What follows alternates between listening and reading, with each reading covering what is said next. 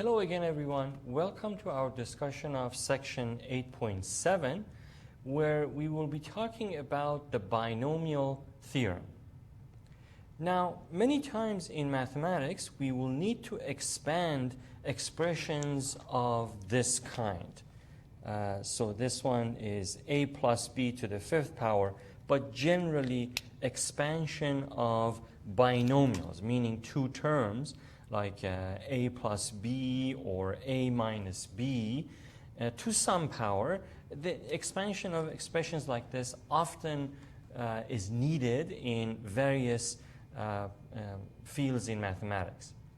So there are two methods to expand a binomial of this kind to any power without the use of technology. And we will look at those two methods in this section. And of course, with the technology that we have today, we wouldn't necessarily need these methods, but without the use of a technology centuries ago, these methods were extremely useful. So we will learn about those, especially if you have to answer one of these questions during an exam where you are not allowed to use a calculator, then you would be required to use these methods.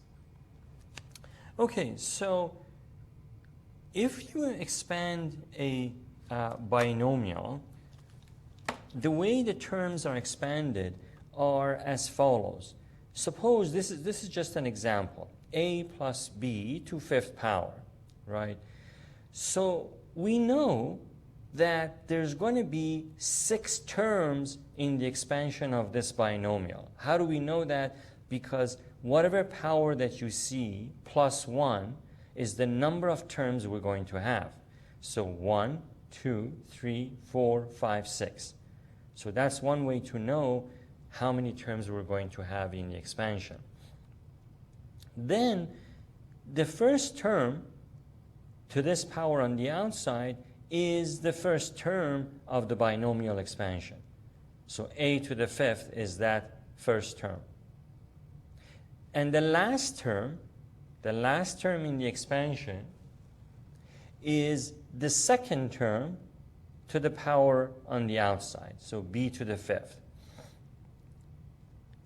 Now, in between the first term and the last term, then the second term then would be a, that's the first term, to a power 1 less than what it used to have in the first term, but this time the second term will have power 1.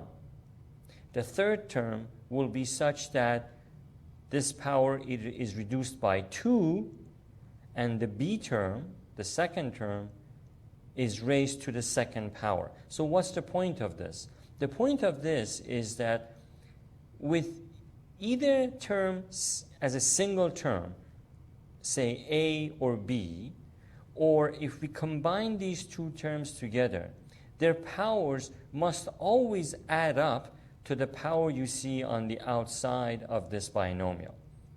So a to the fifth, a to the fourth times b, that's 4 plus 1 is 5. A cubed times b squared, 3 plus 2 is 5. Again, as we reduce the power of a by 1 and increase the power of b by 1 in the next term, right? A cubed becomes a squared, b squared becomes b cubed. So the power of a is going down, the power of b is going up by 1. But as you add the powers, they always should and do add up to 5, this power on the outside. This one, a squared becomes a, and then b cubed becomes b to the fourth, but then 4 and 1 add up to 5. And finally, the last term will be the second term to the fifth power, and there will be no a term attached to it. Okay? So that's the easy part. That's true for expansion of any binomial. Whether this is a plus or a minus, it doesn't matter. It just affects the algebraic sign of these terms. but the way the terms are multiplied with those powers being reduced by 1 and increased by 1 for the second term, that's always going to be the same when we expand a binomial. So that's the easy part. The not so easy part are the coefficients. How do we figure out what these coefficients are? These are the question marks that you can see in this expansion of this binomial. How do we figure out what those coefficients are? Are they 1, -2, 5, 8, -7? How do we know what they are? So the main bulk of this section is about exactly that. How to figure out not the terms themselves, not the variables and their powers, that's easy to figure out, but how to figure out what number becomes the coefficient of each term. Now, in this section, we will look at two main methods of finding out what these coefficients are for these terms. One of those methods is called the Pascal's triangle.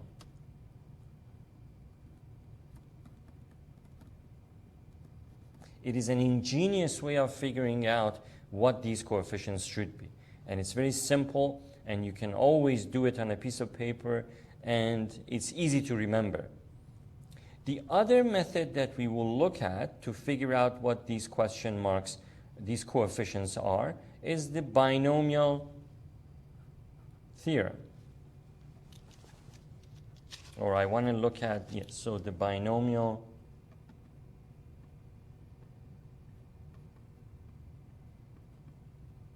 theorem. Okay. So let's look at each method in turn, and first we will look at the Pascal's triangle. Okay. You can already see an example of the Pascal's triangle right there on the screen. Okay, that's an example of a Pascal's triangle. But how do we build this? How do we build this from scratch to this form that you see? Well, let me grab a piece of scratch paper and we can talk about that. Okay, so the way the binomial triangle works is as follows. We begin with 1 at the center, right? Suppose we want to find the coefficients of binomial expansion of a plus b to 6th power. Okay?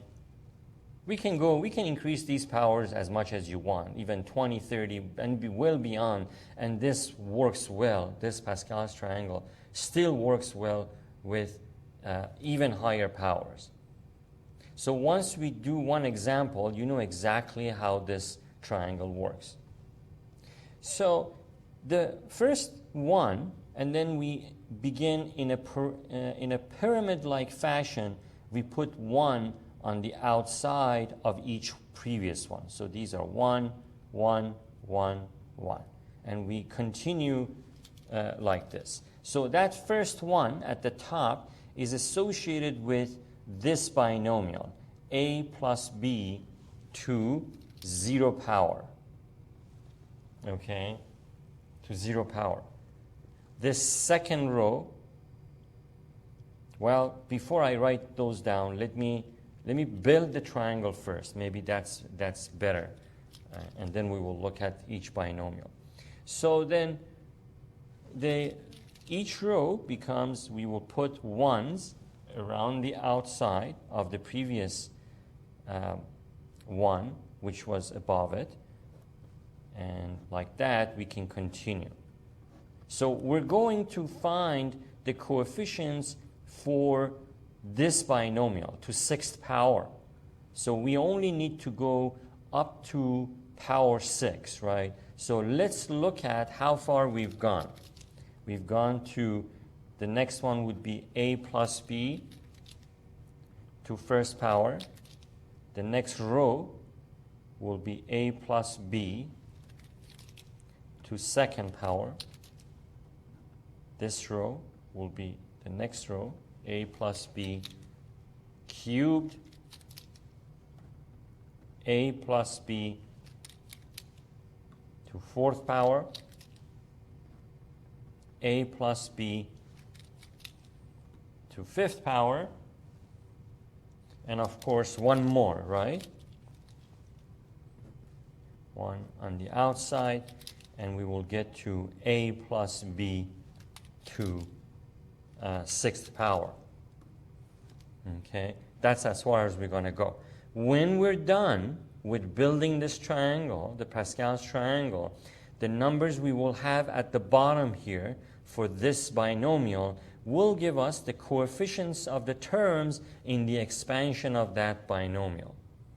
Okay. Okay, so 1, 1, 1, 1. So far, so good. So these are the coefficients of expansion of binomial to first power. Now for this row, for not the first row, the second row, but for the third row, then we add these two ones, and we end up with 2. So 1 plus 1 gives us 2. Okay? And remember that the first binomial is to 0 power. Anything to 0 power is just 1. And that's always true. Okay? And that's the second one. The coefficients are going to be 1 and 1. 1 times a plus 1 times b. Now we're getting somewhere. So now we start adding those ones. Okay? Now, here in the next row, but we have quite a ways to go, right? So then we add 1 and 2, and we get 3, and 2 and 1, and once again we get 3. Next row, 1 and 3 are added. We get 4. 3 and 3 are added. We get 6. Right? And then 3 and 4 are added, and we get 4.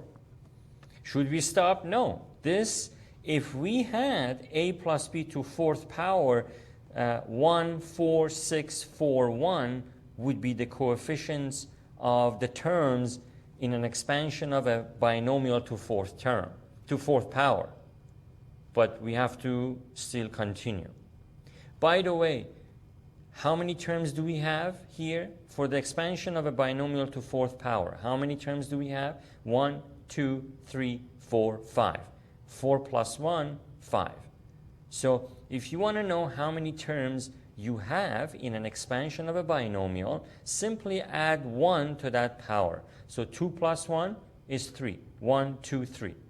And those are the coefficients of those 3 terms. Okay? Here, 3 plus 1 is 4 terms.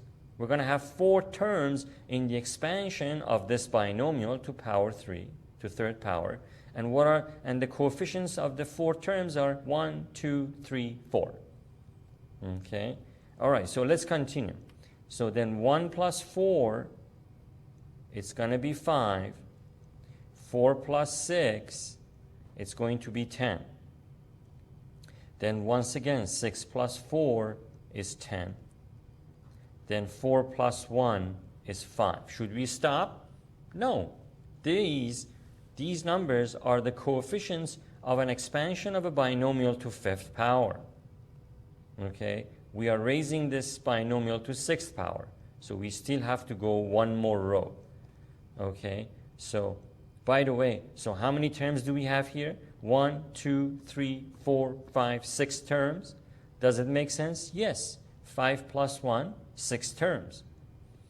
So then, let's add 1 and 5. We get 6. 5 and 10, we get 15. 10 and 10, we get 20, 10 plus 10, 20. 10 plus 5, 15. 5 plus 1, 6.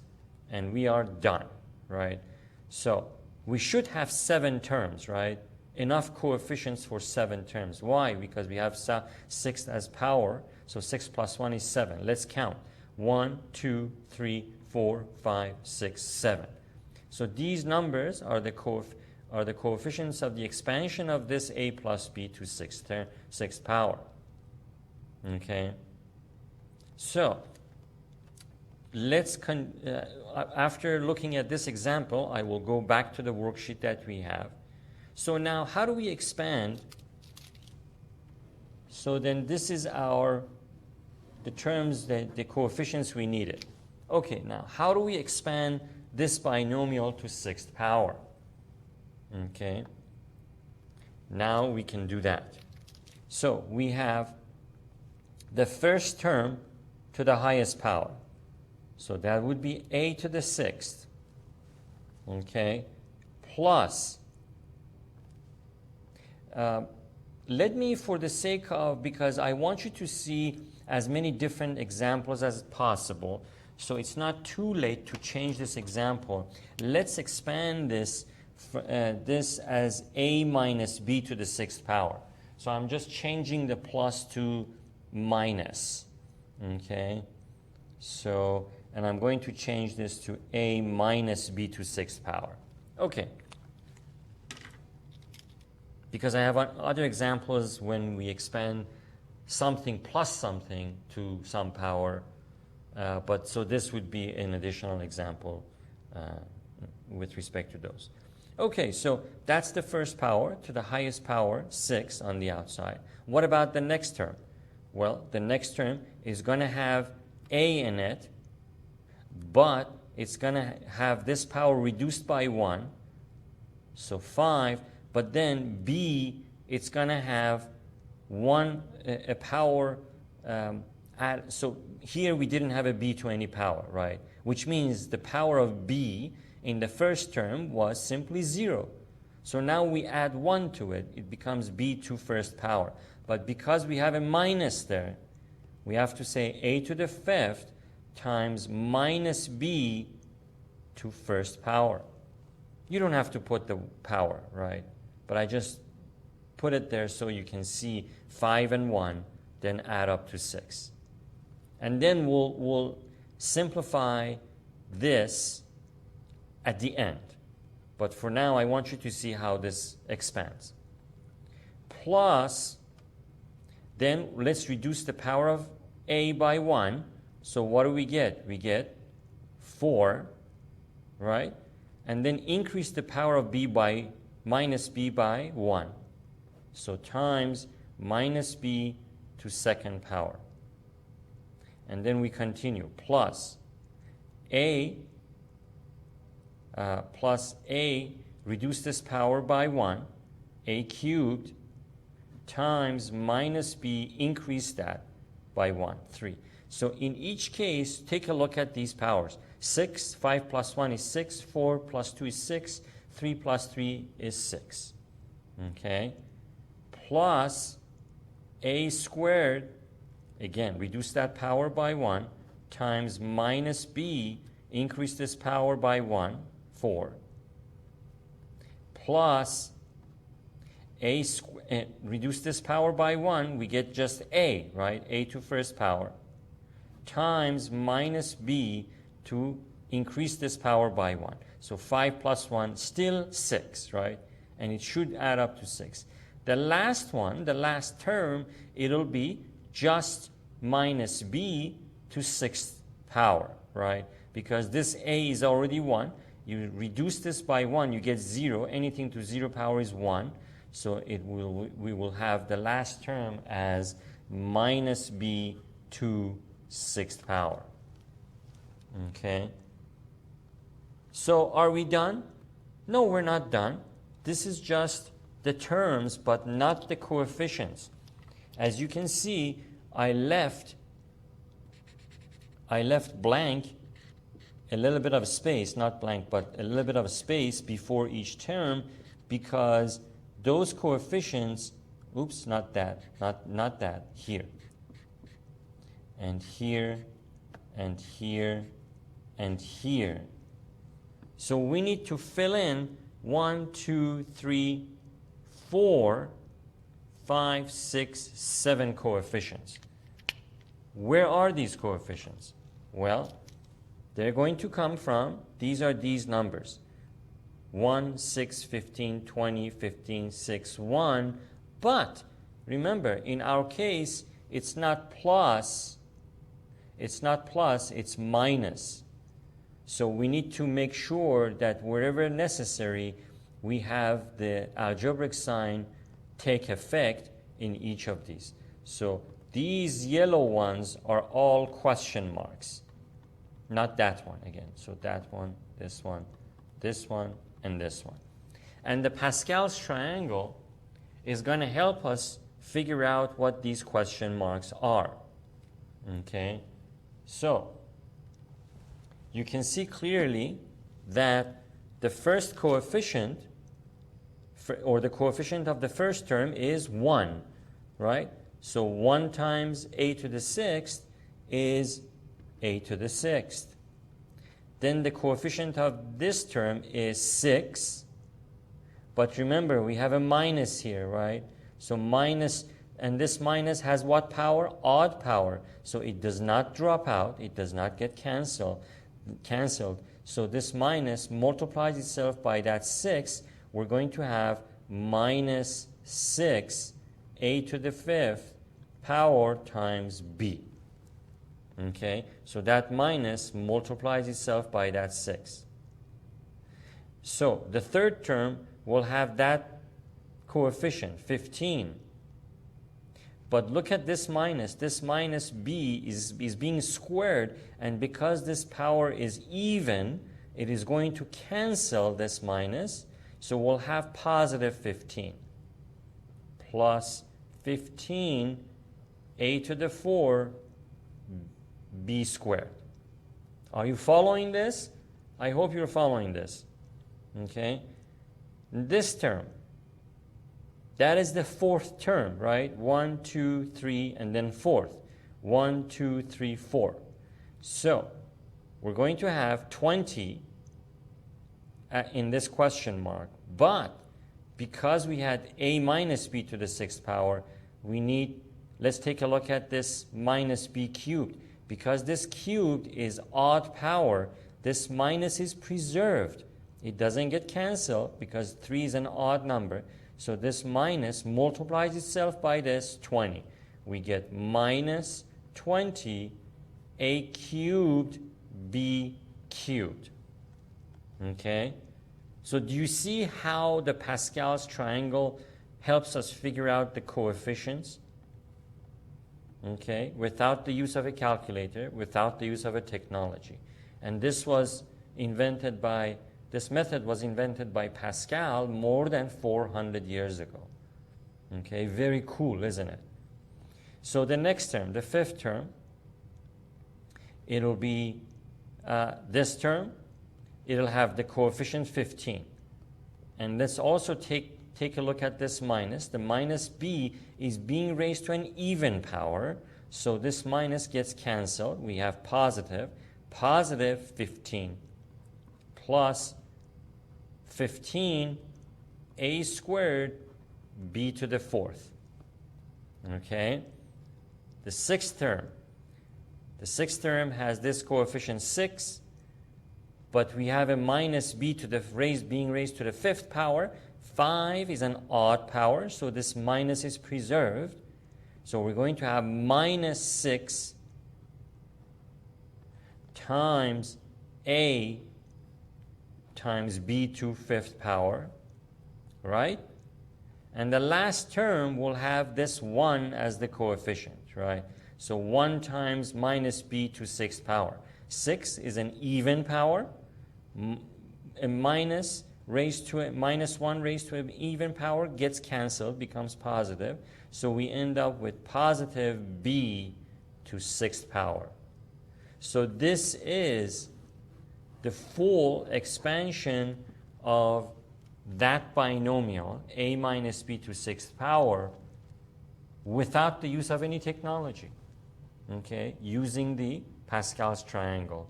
we were able to figure out these coefficients. Okay? Very neat, isn't it?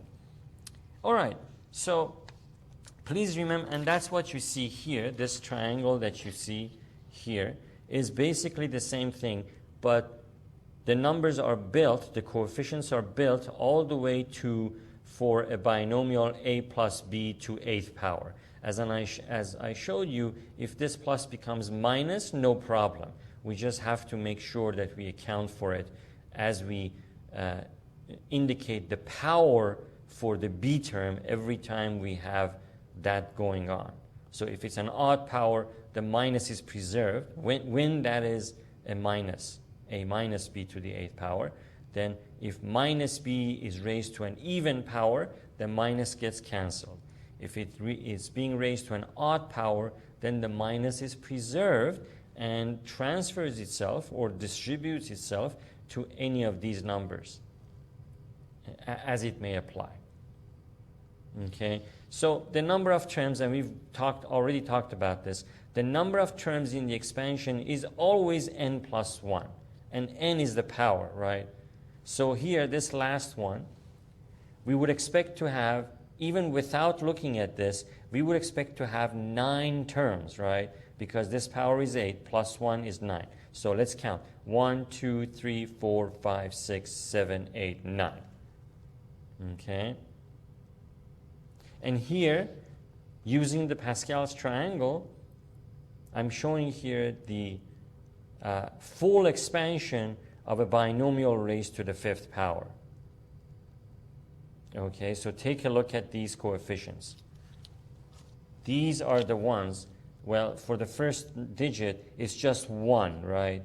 For the second term is 5, 10, 10, 5, and then 1 again, right? Compare that with these numbers. Let me highlight them. These were the ones, these were the coefficients for the expansion of a plus b to the 5th power. Compare these numbers. 1, 1, 5, 5, 10, 10, another 10, another 10, 5, 5, 1, 1. Okay? All right. So next, let's take a look at examples where we have to do this. I will just use the same triangle that we built. We can either use this or use the one that is here. It makes no difference, either this or that. Okay. So this here, it says use Pascal's triangle to expand the following binomials. Okay, here you have one of them, and here's at the bottom of your screen, you can see the second one. So why don't you pause the video at this point, write these down, pause the video, and then before you watch the rest of the video, come up with your own expansion of these two binomials, okay? I trust that you can get the correct answer, okay? All right, so I'm assuming you've done that, and now you're back. So let's see how this will unfold. So this is a binomial to 4th power. So we know that we will have 4 plus 1, 5 terms in the expansion of this binomial, okay? So let's find out what these terms are. Let's first figure out each term without the coefficients, and then I will bring the Pascal's triangle and we can write down the coefficients. Okay? So the terms without the coefficients are as follows. Okay? So we're going to have, so these are the terms without the coefficients,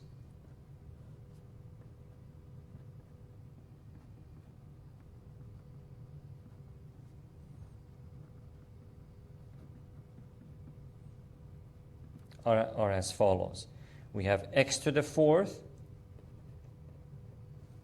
right, plus, then the next term would be x cubed, right, reduce this power by 1, multiply it by minus 1, which is the next term, to power 1, right?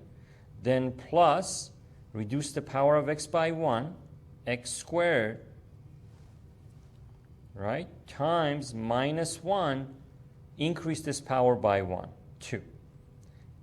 Plus, reduce this power of x by 1, we get x to first power, increase this power by 1, we get minus 1 cubed. Plus, the last term, reduce this is 1, reduce it by 1, we get 0. Anything to 0 power is 1, so the x drops out. Instead, we get minus 1 to fourth power. Okay? So these are without the coefficients. Without the coefficients. So, what are these coefficients then? Right? We still have to figure those out. Okay? So, using Pascal's triangle,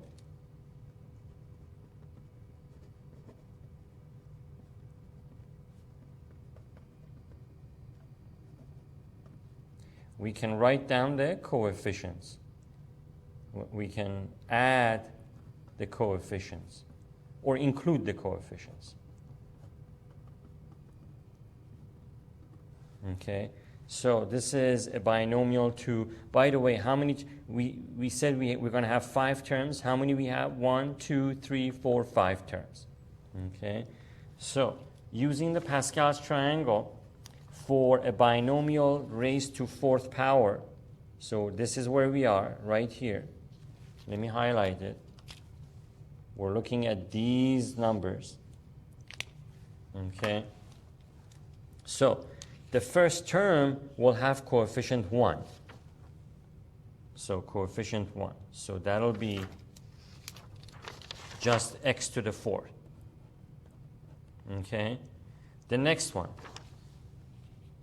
The next coefficient will be 4, right? For a plus b to fourth power, that'll be 4, but we got to be careful because we have a minus 1 here, which is being raised to some odd power. So this minus is preserved. Minus 1 times 4, which we know from the Pascal's triangle, it'll be minus 4 times x cubed. Okay? The next coefficient, that would be the third term. So 1, 2, 3. The third term will have coefficient 6, right? For a binomial to fourth power. The third term will have the coefficient 6. But we got to be careful. Let's see. Minus 1 squared. So minus 1 squared gets dropped out. It becomes positive. So indeed, we end up with plus 6x squared. Okay? The next one. That would be the fourth term, right? 1, 2, 3. Fourth term will have coefficient 4. But we got to be careful about this minus 1 because it's now being raised to an odd power 3, which means this minus is preserved and multiplies itself by this coefficient 4, right? So it'll be minus 4x, right? X has power 1. And finally, the last term, the coefficient of the last term or the fifth term is just 1, right? And 1, so this question mark is 1 times minus 1 to an even power, so the minus drops out, so we end up with 1 plus 1. Okay? And this is the full expansion of x minus 1 to fourth power. Okay? Is this making sense? I hope this is the answer you got when you work this out on your own paper. Okay, so the next one, again, I'm hoping that you've already finished this. If not, please pause the video and do that. Just expand that and then come back to the video. All right, so once again, we're going to start with the first term raised to the highest power on the outside, 6, right? By the way, how many terms do you think we're going to have? 10 terms, 9 terms, how many? 7 terms, right? Because 6 plus 1 is 7, so we're going to end up with 7 terms. This expansion has 7 terms in it. Let's find them. So 1 over x to 6th power, right? Plus 1 over x. I should have put more space there because we're going to figure out the coefficients later. But anyway, it's okay. 1 over x, reduce this power by 1, we get 5. And then we have a minus square root of x. So times minus square root of x to power 1. 1 plus 5, 6. Okay. Plus, oops, I did that again. I left little room for myself here to put the coefficient, but it's okay. I'll fix that later. So 1 over x, to reduce this power by 1, we get 4, times minus square root of x, increase this power by 1, we get 2. 2 plus 4, 6. Let's continue. Plus 1 over x cubed, right? Reduce that by 1, times minus square root of x cubed, 2 plus 1, plus 1 over x, reduce this by 1, squared, times minus square root of x, increase this by 1, 4, right? Plus, I'm going to have to come down here. I hope you don't mind if I stack things here. So plus, here, plus 1 over x, reduce this power by 1, we get 1, times minus square root of x, increase this power by 1, 5. Right? Plus, we need to get to the 6th for the second term, 6th power. So then reduce this power by 1, we get 0. Anything to 0 power is 1, so this term drops out. We end up with minus square root of x to 6th power. So we said we're going to have 7 terms, right? Let's see if we have 7 terms. 1, 2, 3, 4, 5, 6, 7. So we have 7 terms. Now, are we done? Absolutely not, right? Why not? Well, we don't have the coefficients yet. These yellow, I will highlight where we need to put numbers, right? We need these numbers, the coefficients. We don't have those yet, like that. All right, so let's figure out the coefficients. Now, this was a binomial to 6th term, so we're going to have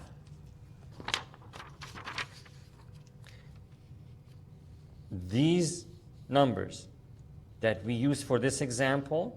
We're going to have these numbers again. So the first term is going to have this coefficient, 1. Okay, let's write them in, and then we'll simplify that. So the first term will have 1. So that will be just 1, right? So I'm not going to write it, but the second term will have 6 as the coefficient. So it's going to be 6 times 1 over x to the 5th power times minus square root of x. The third term will have this coefficient, 15 times 1 over x to 4th power times minus square root of x squared, plus 4th term is going to have coefficient 20, 1 over x cubed times minus square root of x cubed,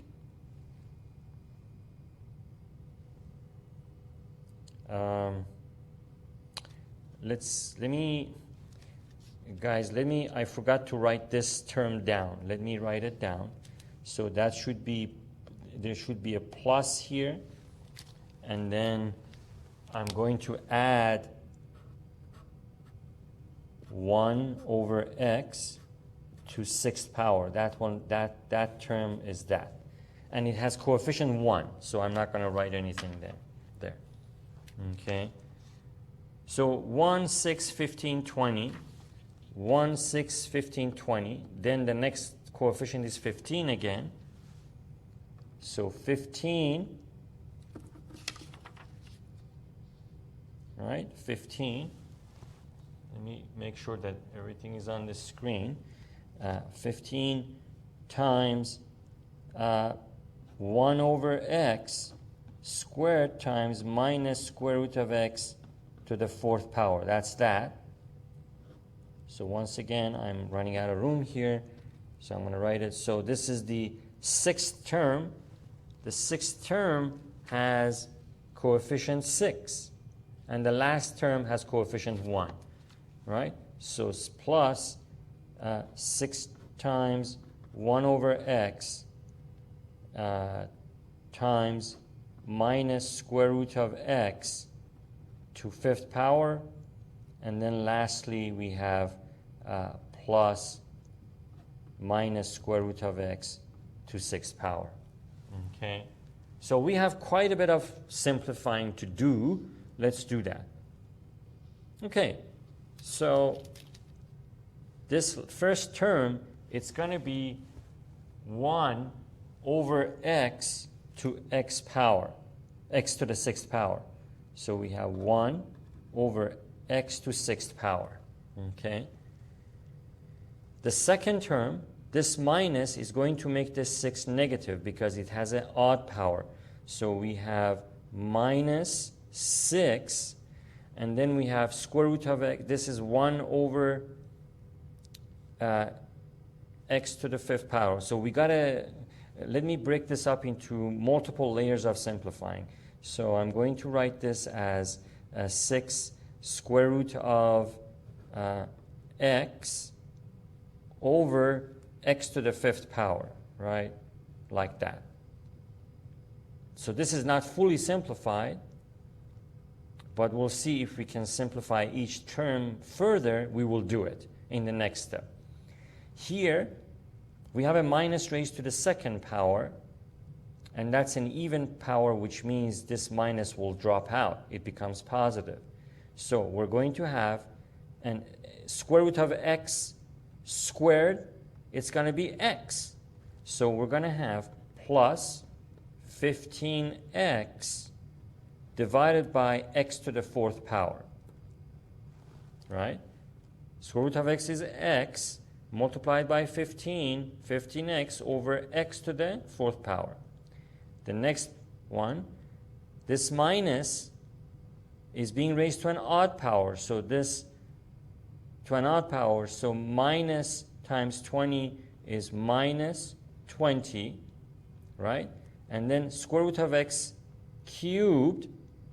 Square root of x cubed is x times square root of x. Okay? So again, well, let me show you what I mean. So here we're raising the negative to a cube to a 3rd power. That's that.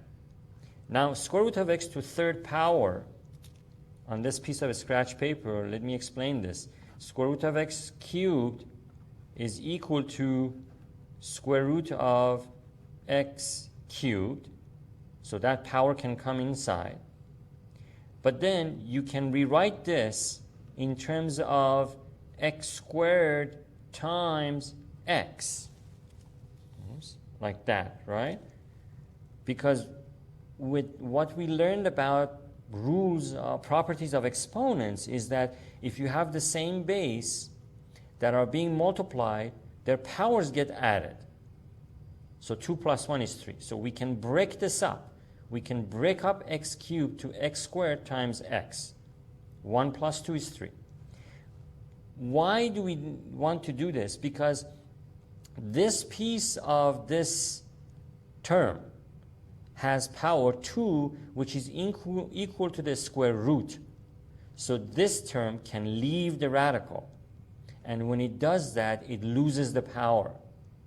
Okay, so we end up with x on the outside, which is this one, this x squared, because it's being multiplied by another x. It can leave the radical. In the process, it will lose the power. So then we have x square root of x. Okay, so that's this square root of x cubed simplifies to that. Okay, so I'm going to write here then.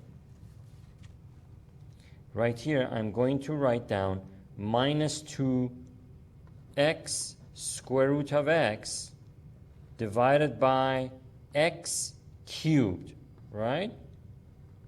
So as you can see, this is not fully simplified. We will go back over all of this one more time and simplify it. All right, so the next term is 15 times minus these two terms, right? We got to be careful here about this minus. Minus is being raised to an even power, so it drops out. It becomes positive. What happens to a square root of x to the fourth power? Well, let's see. I'm going to use my scratch paper again here. So a square root of x to the fourth power is equal to square root of x to the fourth power. We can bring this 4 inside the radical. It distributes itself to inside. Then what do we get? We get square root of, we can rewrite this as x squared squared, right?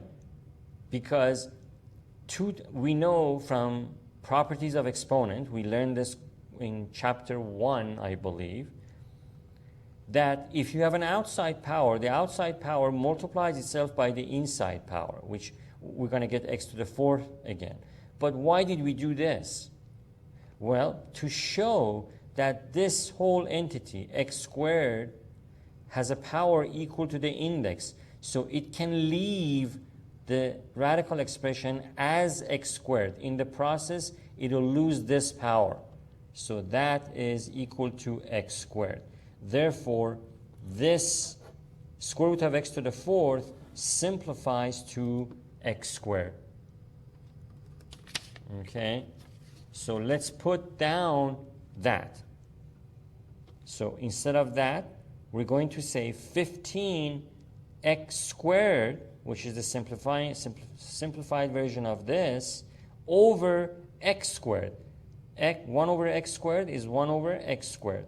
So plus 15x squared over x squared.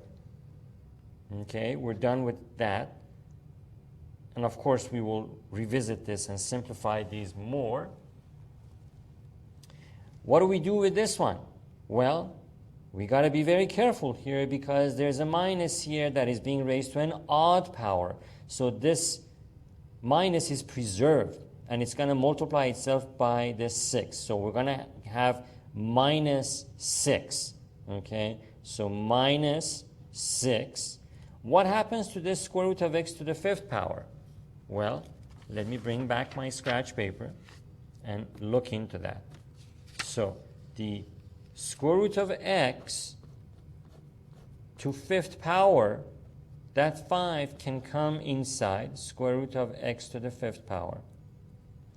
And now we want to take out any portion of this that can be written to second power.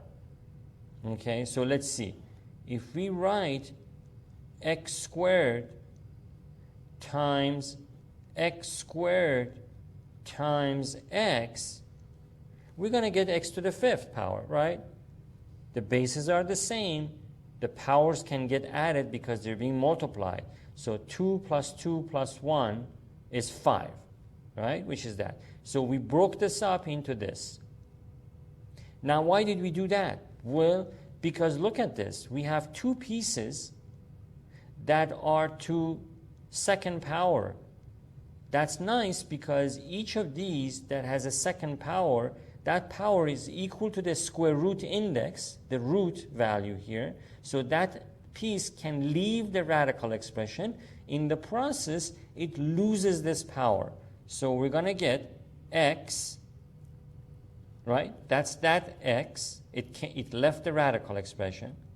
Let me put this here. So inside, we're going to have just x left. Why? Because this x squared is going to leave the radical. In the process, it loses the power. So it becomes x times the second x squared is also going to be able to leave the radical, in the process losing the power. So like that, times square root of x by itself. So what do we have on the outside? We have x squared square root of x, right?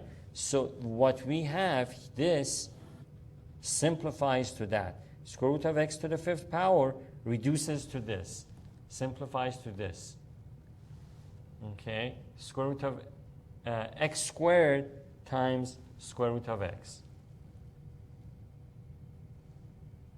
Okay, so let's put that in our equation, in our expansion.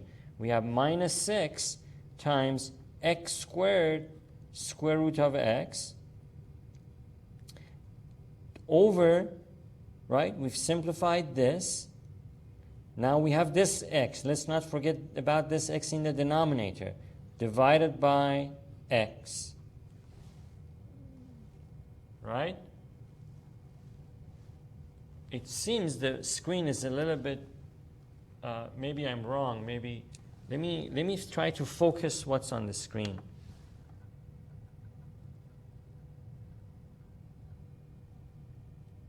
Okay, that should be good. All right, one last term, which is plus minus square root of x to the sixth power. Now, this minus is being raised to an even power, right? So it's going to drop out. It's going to be positive. So positive square root of x to the sixth power. What happens to that? Let's look at it. Square root of 6, or sorry, let me see. Square root of x to sixth power. We can move this 6 inside, and we can write square root of x to sixth power. Can we simplify this? Absolutely we can. How? Well, let's see if we can split this into products or factors that have powers of 2. We can easily do that, right? That is equal to x squared times x squared times x squared, right? We can split x to the 6 to this. The bases are identical, which means because they're being multiplied, the powers can be added. So 2 plus 2 plus 2 is 6, which we have. Why did we do this? Because now we have 3 pieces, each of which has three products of, the product of 3 terms, such that each term is written to second power. That's nice because that power is equal to the root of this square root. So that term can leave the radical and can come out of the radical expression. So this x squared leaves, becomes x, times the second x squared leaves, in the process loses the power, becomes x, times the third one leaves the radical, in the process loses this power, becomes x. So we end up with x times x, or x cubed. Okay? So square root of x to the sixth power reduces to x cubed. Let's write that down here. Plus x cubed. Okay? We shouldn't simplify this further, right? So let's do that. So in the next step, the first term cannot be simplified, right? That one. So we can write it as it is, 1 over x to the sixth power. The second term, we can simplify this, right? So we have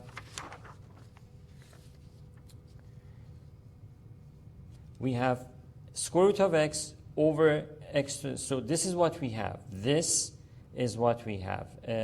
Minus 6 times x to 1/2 power divided by x to the 5th power, right? That's what we have. Let's simplify this. So how can we simplify this? And if we do that, will we end up with a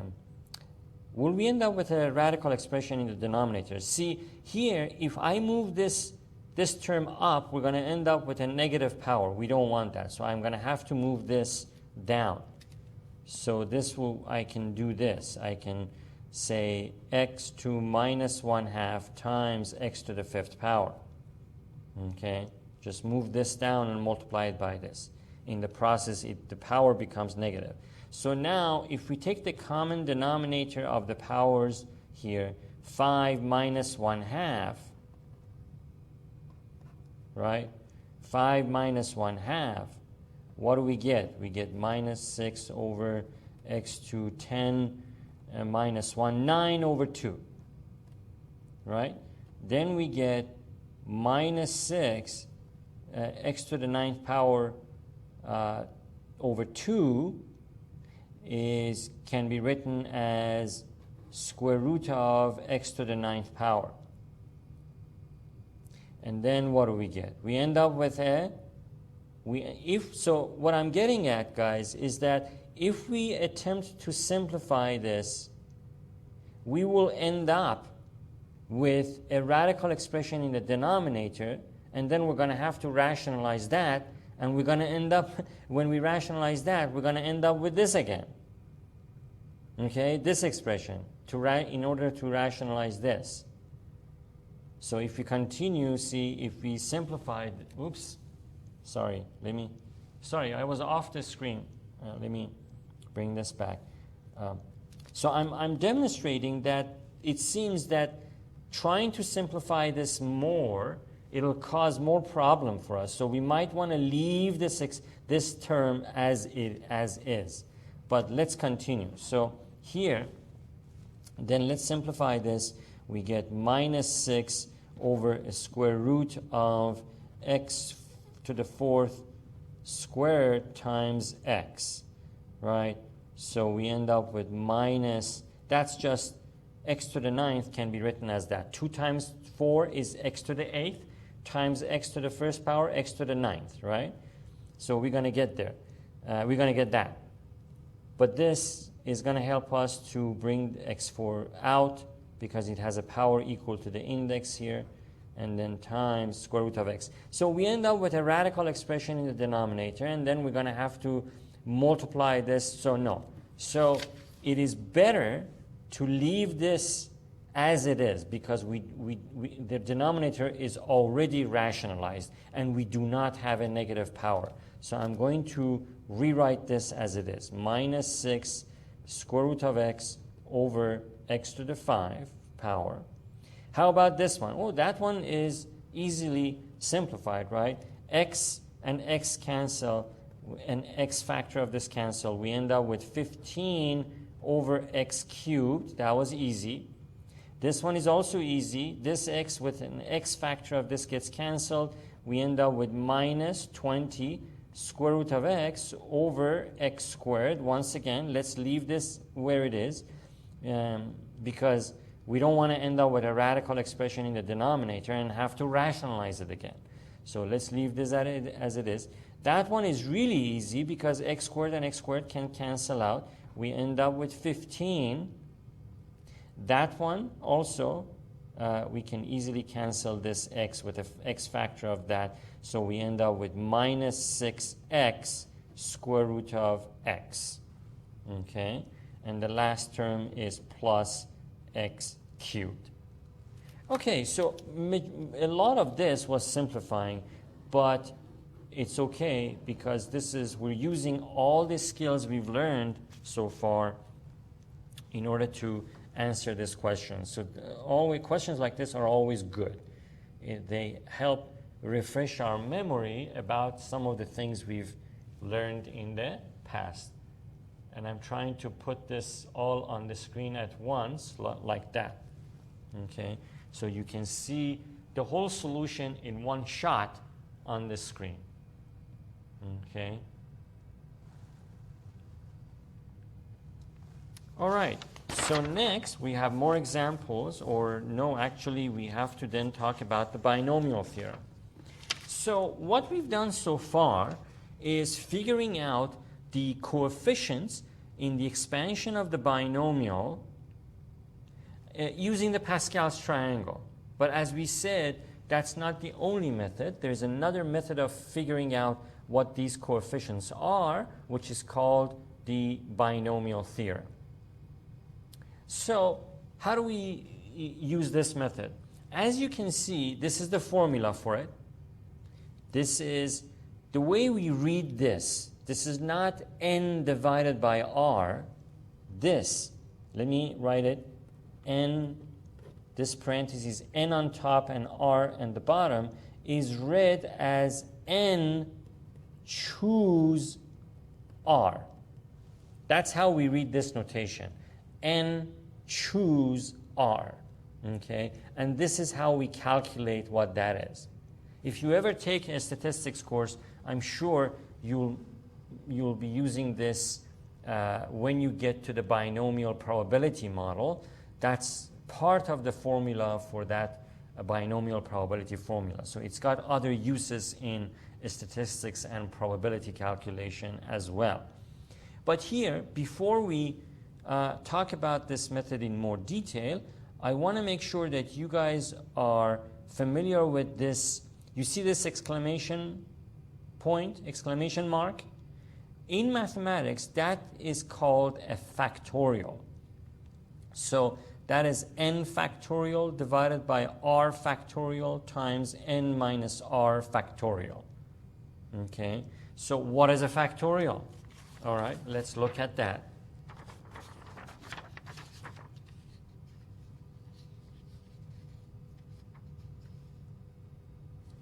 So a factorial is defined and agreed upon calculation by mathematicians.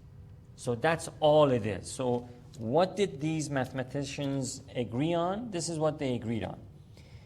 They invented this notation, the factorial. So this is called a factorial. Let me write that down, factorial. So what does it mean? So 0 factorial is defined by mathematicians as 1. Okay? This is if you ask why, there's no why to it, there's no reason to it. It's an agreement between mathematicians. Okay? And then by the same token, 1 factorial was defined as 1 as well. So 0 factorial and 1 factorial both are equal to 1. Then 2 factorial is equal to 2 times 1 equals to 2. 3 factorial is equal to 3 times 2 times 1, and it's equal to 6. I'm sure you're following what's happening, right? That's what a factorial does. So 4 factorial means 4 times 3 times 2 times 1, which is 24. And I'm going to go up to 5 factorial. 5 factorial is equal to 5 times 4 times 3 times 2 times 1. And this is equal to 120. And of course, on and on and on. It's the same way. 6 factorial, multiply all of that by 6, you get 720. Okay, so that's how factorials are calculated. So now, n in this formula, n, as it applies to the expansion of a binomial, n is the power of the binomial. So if you have a plus b to 5th power, then n is 5, and then r increments to 0 for the first term, 1 for the second term, 2 for the third term, 3 for the fourth term, and so on. Okay, so you start n with the power of the binomial, 5, 6, 7, whatever, 8. And then r always starts with 0 to give us the those coefficients that you saw in the nicely laid out Pascal's triangle. So these coefficients then, so for example, this one that I've highlighted, right? So how do we get these numbers using the binomial theorem? This is how. So for this first one, we start with 5, choose 0. It always starts with 0 to get that. For the second one, to get the 5, we do 5, choose 1. The third one, 5, choose 2. 5, choose 2 again. 5, no, not 2. 5, choose 3.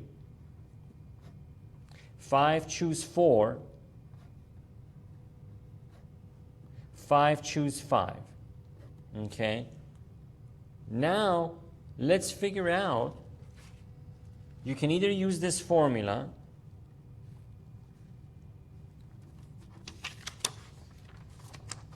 right? So, well, let me show you the calculator way of calculating that formula. So that formula, it depends. Sometimes you take a course and your professor says you are allowed to use a calculator, in which case you can easily use a calculator to calculate that formula for you.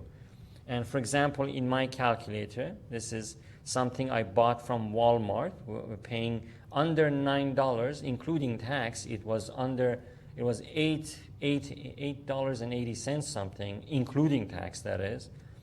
So I got this at Walmart, and it can perfectly calculate that formula for you. So let's do that. Let's see if 5 choose 0 is 1. We would expect to get 1, right? Let's see.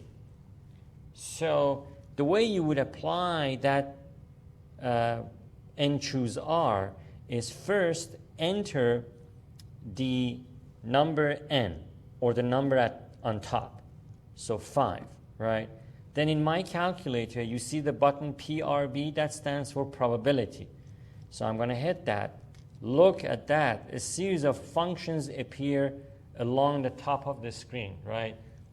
Which one is the which one? That one is factorial. So if as a matter of fact, let me scroll over to that. I use my arrow keys to scroll over to the exclamation mark, right? That's the factorial we just talked about. And I'm going to hit enter. And it shows you 5 factorial, right? I'm going to hit enter again, and it tells you 120, which is what I showed you earlier, right? 5 factorial is 120. But we don't want the factorial. We want that whole formula. That is, we want to calculate this whole formula. Can the calculator calculate this whole formula?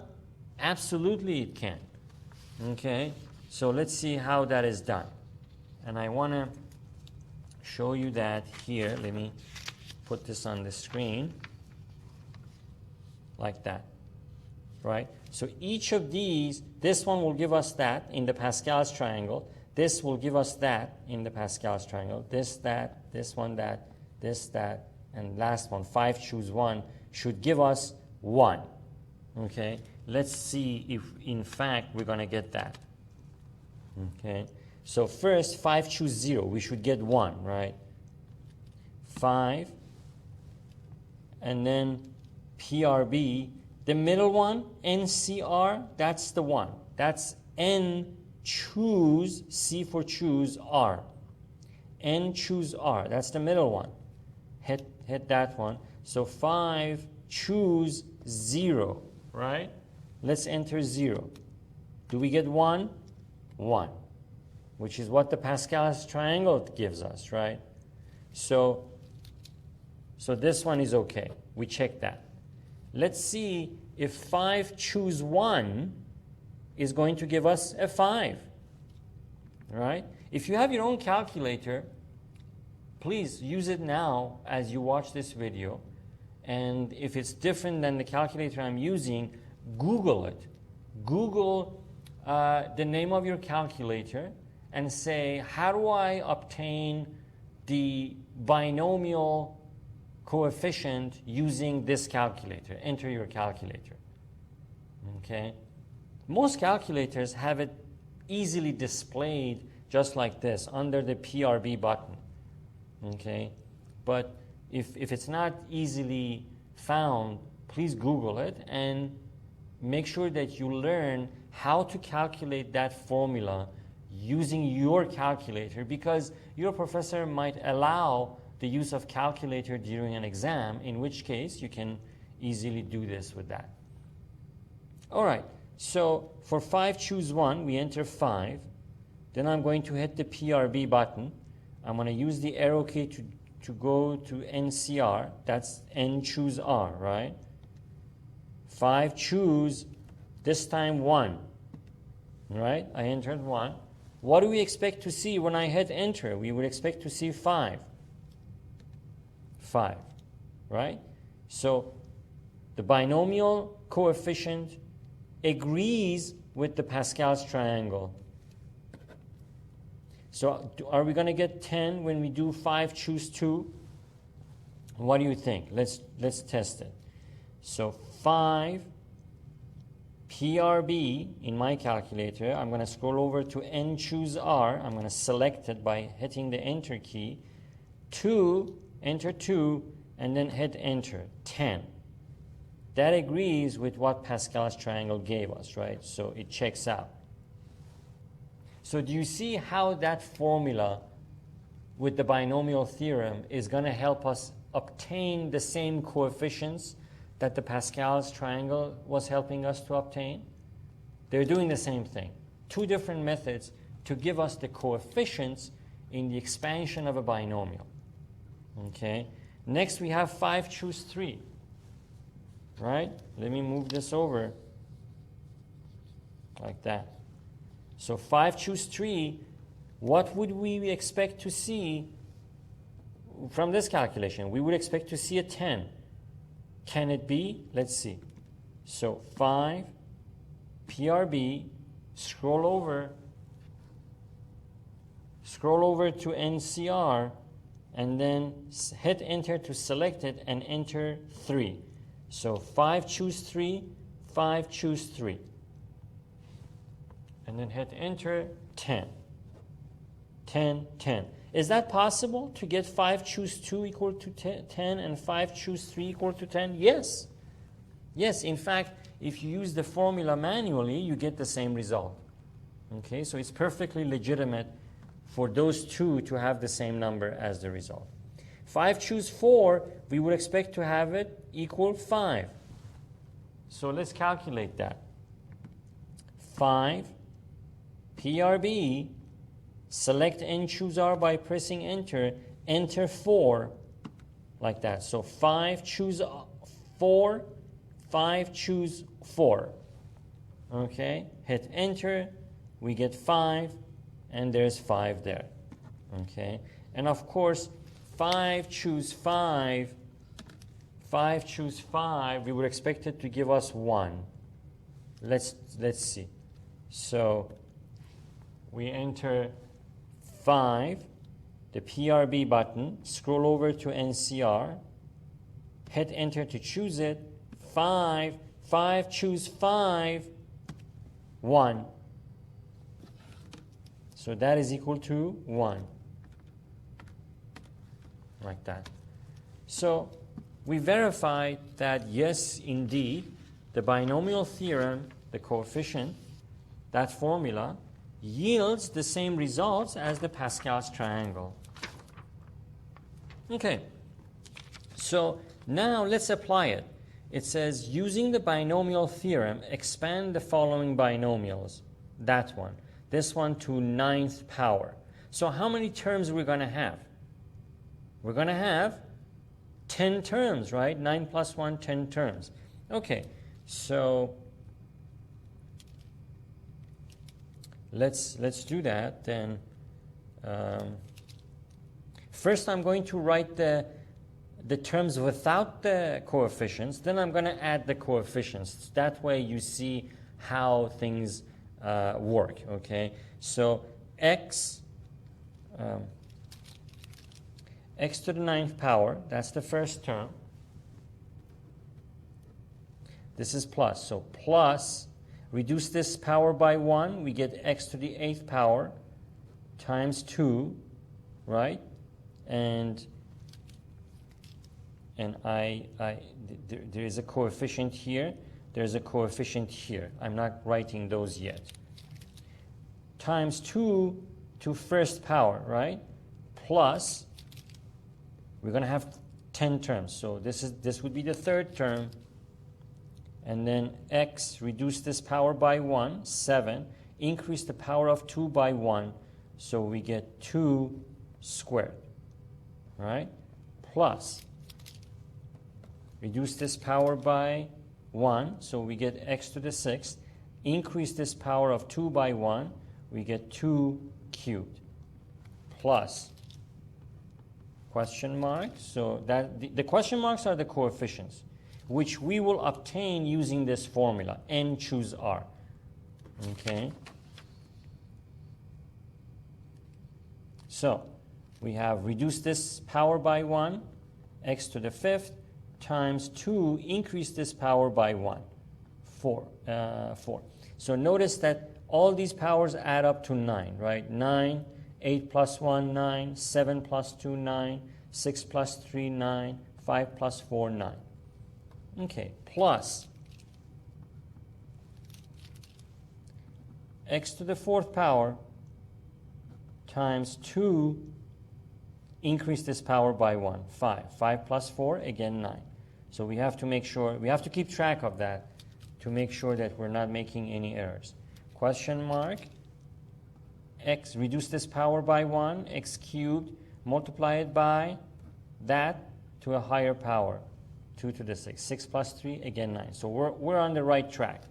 Plus x squared, right? Reduce this power by 1. X squared times 2, increase this power by 1, 7. Plus, I'm again running out of room there. Almost. All right? Like this. So x times 2 to 8th power, and of course the one more term, right? Well, I'm running out of space, so let me write it here. Plus question mark times 2 to the 9th power. Okay, so we're looking for all these coefficients, but this time instead of using the Pascal's triangle, we're going to use the binomial theorem. So according to the binomial theorem then we start with the first one. We begin with 9 choose 0 will be the coefficient of this term, x to the 9th power, plus 9 choose 1, right, times that, times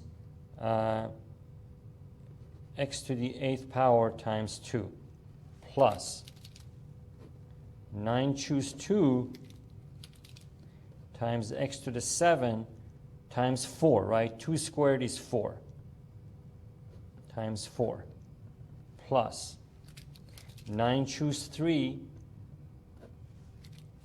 times x to the 6th power, 2 cubed is 8, right? Times 8, plus 9 choose 4. We're going to continue until we get to 9 choose 9. Okay? 9 choose 4 times x to the 5th. 2 to the 4th power is 16. Plus 9 choose 5 times x to the 4th power times 2 to the 5th power is 32. Plus 9 choose 6 times x cubed 2 to the 6th power is 64. Okay, so let me move down here. We have then 9 choose 7 times x squared, right? X squared, and 2 to the 7th powers should be 128, right? Let's see. Let me make sure. So 2 to 7th power, 128. So times 128 plus 9 choose 8 times x and 2 to the 8th power. 2 to the 8th power, we get 256. And finally, plus 9 choose 9. Anything choose itself is always 1. Okay? And anything choose 0 is always 1. So you should know that. So 100 choose 0, 1. 100 choose 100, 1. 55 choose 0, 1. 55 choose 55, 1. Okay? So 9 choose 9, which would be 1, times 2 to the 9th power, which is, let's see what it is. 2 to 9th power, 512. And so, times 512. Okay, so let me put a line here to make sure that these things are separated. So that are the coefficients, and then next we're going to find out what these coefficients are. Okay, one by one. Okay, so there. So 9 choose 0 should be 1, right? We would expect that. We're going to start from here. 9 choose 0, 1. Right? So we have 1 times x to the 9th. Right? 1 times x to the, so we have 1 times x to the 9th. Okay? Then plus 9 choose 1 should be 9, but let's see. 9 choose 1, 9. So we have 9 times 2, 9 times x to the 8th times 2, right? Plus 9 choose 2. Now I don't know what that is. Let's find out. 9 choose 2, 36. Okay, so that's 36 times x to the 7th times 4.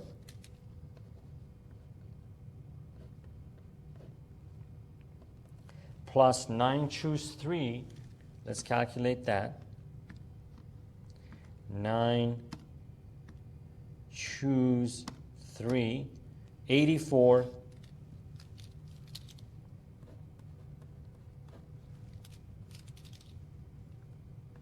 X to the 6 times 8. Okay, like that. Plus 9 choose 4. Let's find out what that is. 9 choose 4. 126. So, oops, we have 126. 126 times x to the 5th times 16. plus 9 choose 5. 9 choose 5. 126 again. Right? So 9 choose 5 and 9 choose 4, they both equal 126. There, 126 again. Okay. So 126 again, we have 126 times x to the 4th times 32. Now I'm running out of room again, so let me move down here.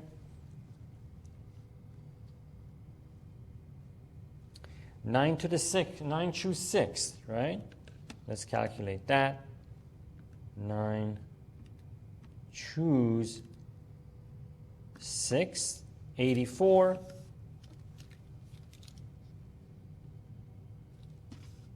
Let me put that here, 84 times x cubed times 64. Then 9 choose 7. All right, let me put a boundary line here so things don't get mixed up like that. So 9 choose 7, we want to calculate that. 9 choose 7, that's 36.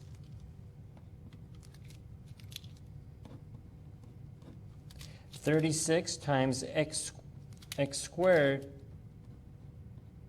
times 128. Okay. 9 choose 8.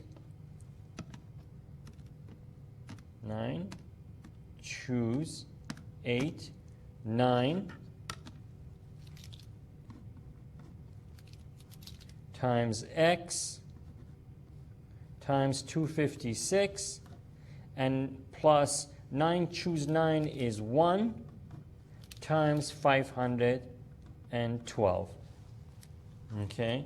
All right. So now I wanted you guys to see this so you can see how these things, the coefficients, are calculated. Now we're going to multiply and do the last step, right? So we're going to simplify all of this now. 1 times x to the 9th is simply x to the 9th plus 2 times 9, that's 18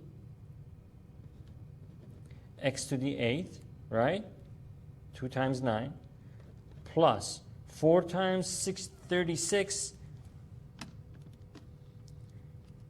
4 times 36, 144. X to the 7th, right?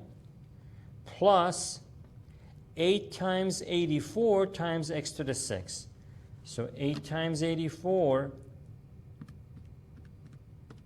672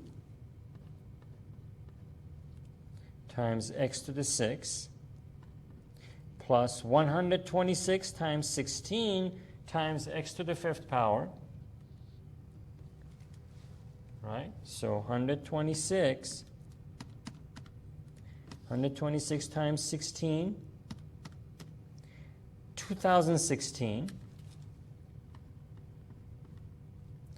times x to the 5th power plus 126 times 32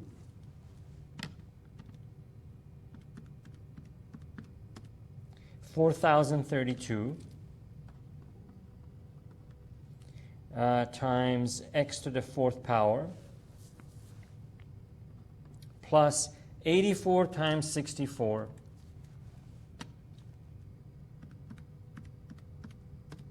5,376 times x cubed plus 36 times 128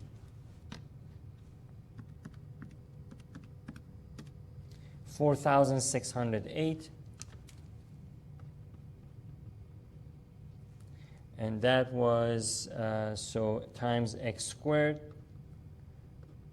I'm still running out of room here. Let me put the rest here. And so 9 times 256.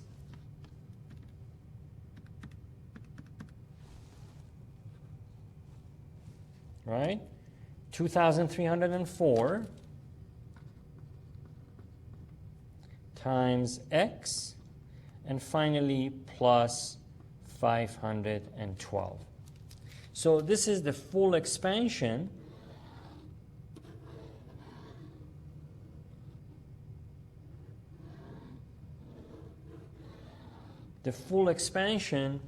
of this.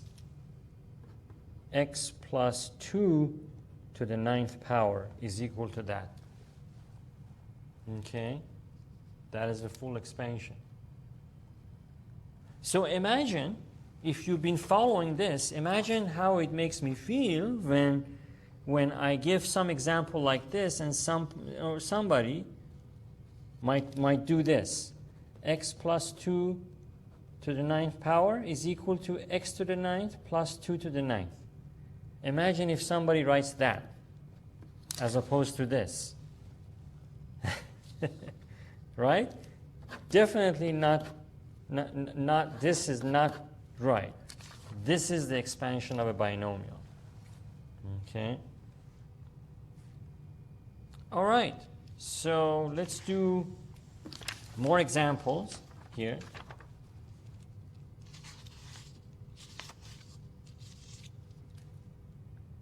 This one, we're going to use the binomial theorem again. This time we're going to do everything at once because now we know what's going on, right? So this is equal to, how many terms we're going to have? This is 4, so we're going to have 5 terms, right?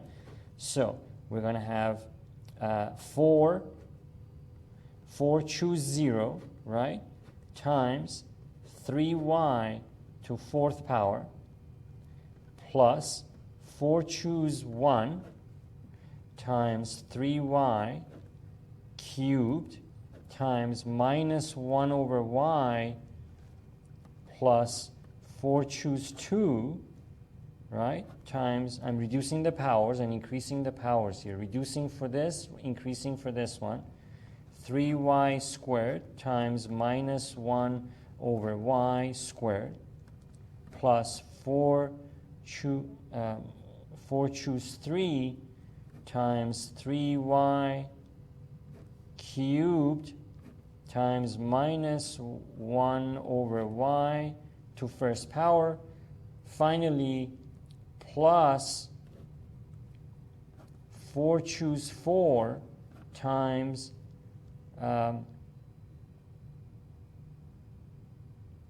let's see, 3, 2, sorry guys, I need to fix this one. Let me fix this one. So this is correct, this is correct, this is correct, this is correct, that's not correct, right? So this should be 3, 2, 1. That should be 1. And then this should be 3. Okay, 3 plus 1, 4. Now the last one then should be times minus 1 over y to 4th power. Okay, so let's simplify. 4 choose 0. 4 choose 4 and 4 choose 0 are 1, right? We know that. So equals 1 times 3 to the 4th power, right? 1 times 3 to the 4th power. The 3 to the 4th power is 81, I think. 81, right? So that'll be 81 y to the 4th power plus 4 choose 1 is 4 times minus y. So let's use the scratch paper to simplify these because I think I'm going to run out of room here if I don't use my scratch paper. So 4 choose 1 is 4 times minus 1 over y, so that's minus 4 over y times 3 cubed is 27y cubed. And if we multiply this, what do we get? We get minus 4 times 27, right? 4 times 27 is 108. So we get minus 108. And then this y with this, we end up with y squared. So minus 108 y squared. That'll be minus 108 y squared. That's that. 4 choose 2. Let's see what that is. 4 choose 2. 4 choose 2. That's 6. Right? 6 times 3 squared is 9. 6 times 3 squared, 6 times 9 is 54. And then we have 54 y squared, and this minus cancels out with the even powers, right? So we're going to have a positive. So this is canceling out with the even power. 54y squared over y squared, right? We end up with 54 after canceling. So this whole thing gets reduced to 54. And then next one, we're going to have a minus, right? Because of this minus is being raised to an odd power. So minus 4 choose 3. What is 4 choose 3? Is it 4? Let's see. 4 choose 3, it's 4. Okay, so 4 choose 3 is 4 times 3, that's 12. 12 times minus y, 1 over y cubed. And that'll simplifies a little bit, right? Because we're going to have, so here, we're simplifying this term. So 4 times 3 is 12 times y divided by, this minus stays here, minus 1 over y cubed, like that.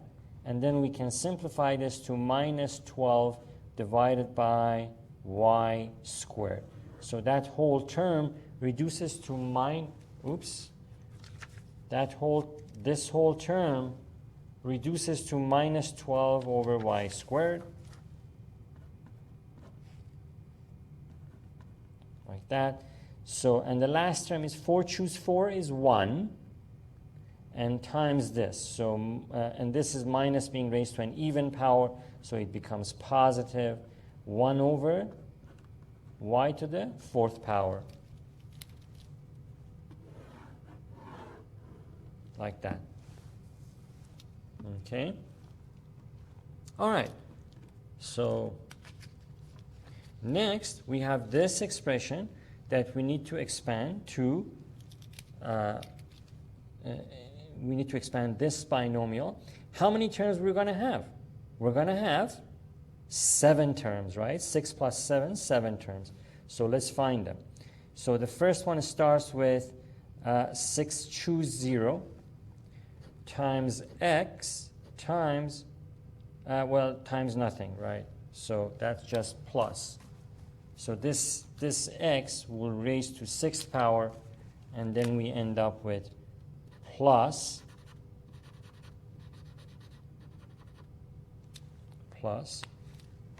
the next one.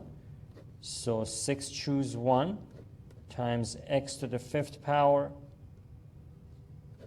times minus square root of 2 to 1st power, right? 1 plus 5, 6. Plus 6 choose 2 times x to the 4th power times minus square root of 2 to 2nd power plus 6 choose 3 times x to the x cubed times minus square root of 2 cubed. I'm definitely going to run out of room here in a second. Plus 6 choose 4 times x squared times minus square root of 2 to 4th power plus, I'm going to put these here. So 6 choose 5 times x times minus square root of 2 to 5th power. Finally, 6 choose 6 times, this time no x, but just times minus square root of 2 to 6th power. Okay, like that. Okay, so now we need to simplify this, right? So we have 6 choose, as before, 6 choose 0 and 6 choose 6 are going to be equal to 1. 6 choose 1 equals 6. So we already know some of these numbers that can help us save time.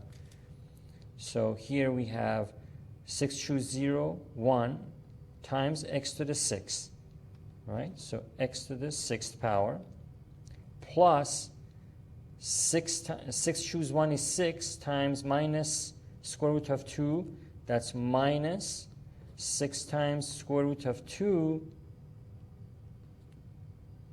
times x to the 5th power. 6 choose 2, I do not know what that is. Let's find out. 6 choose 2, it's 15. 15 times this minus is being raised to an even power, so it's going to drop out as positive. So 15 times square root of 2 times x to the 4th power, right? This one, 6 choose 3, what is that number? Let's see. 6 choose 3, and that's 20, right? 6 choose 3 is 20. This minus is being raised to an odd power, so it is preserved. So minus 20 square root of 2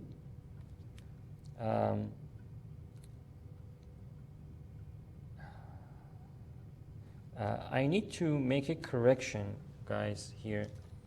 So this is okay. That one, I need to make a correction with my red pen. So this would be square root of 2 squared, right? So that's the correction. And then minus 20, which is 6 choose 3, square root of 2 cubed, like that, times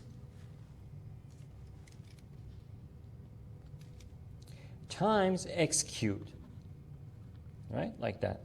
So 6 choose 4, let's see what that is.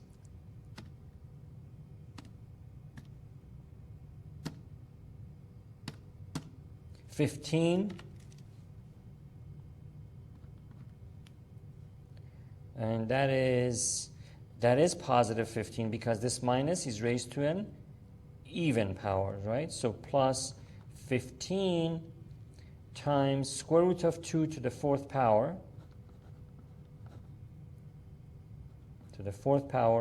and then times x squared plus 6 choose 5, 6 choose 5, that is 6, right? 6 times, and then minus is being raised to an odd power, right? So that means the minus is preserved, so this plus is going to be minus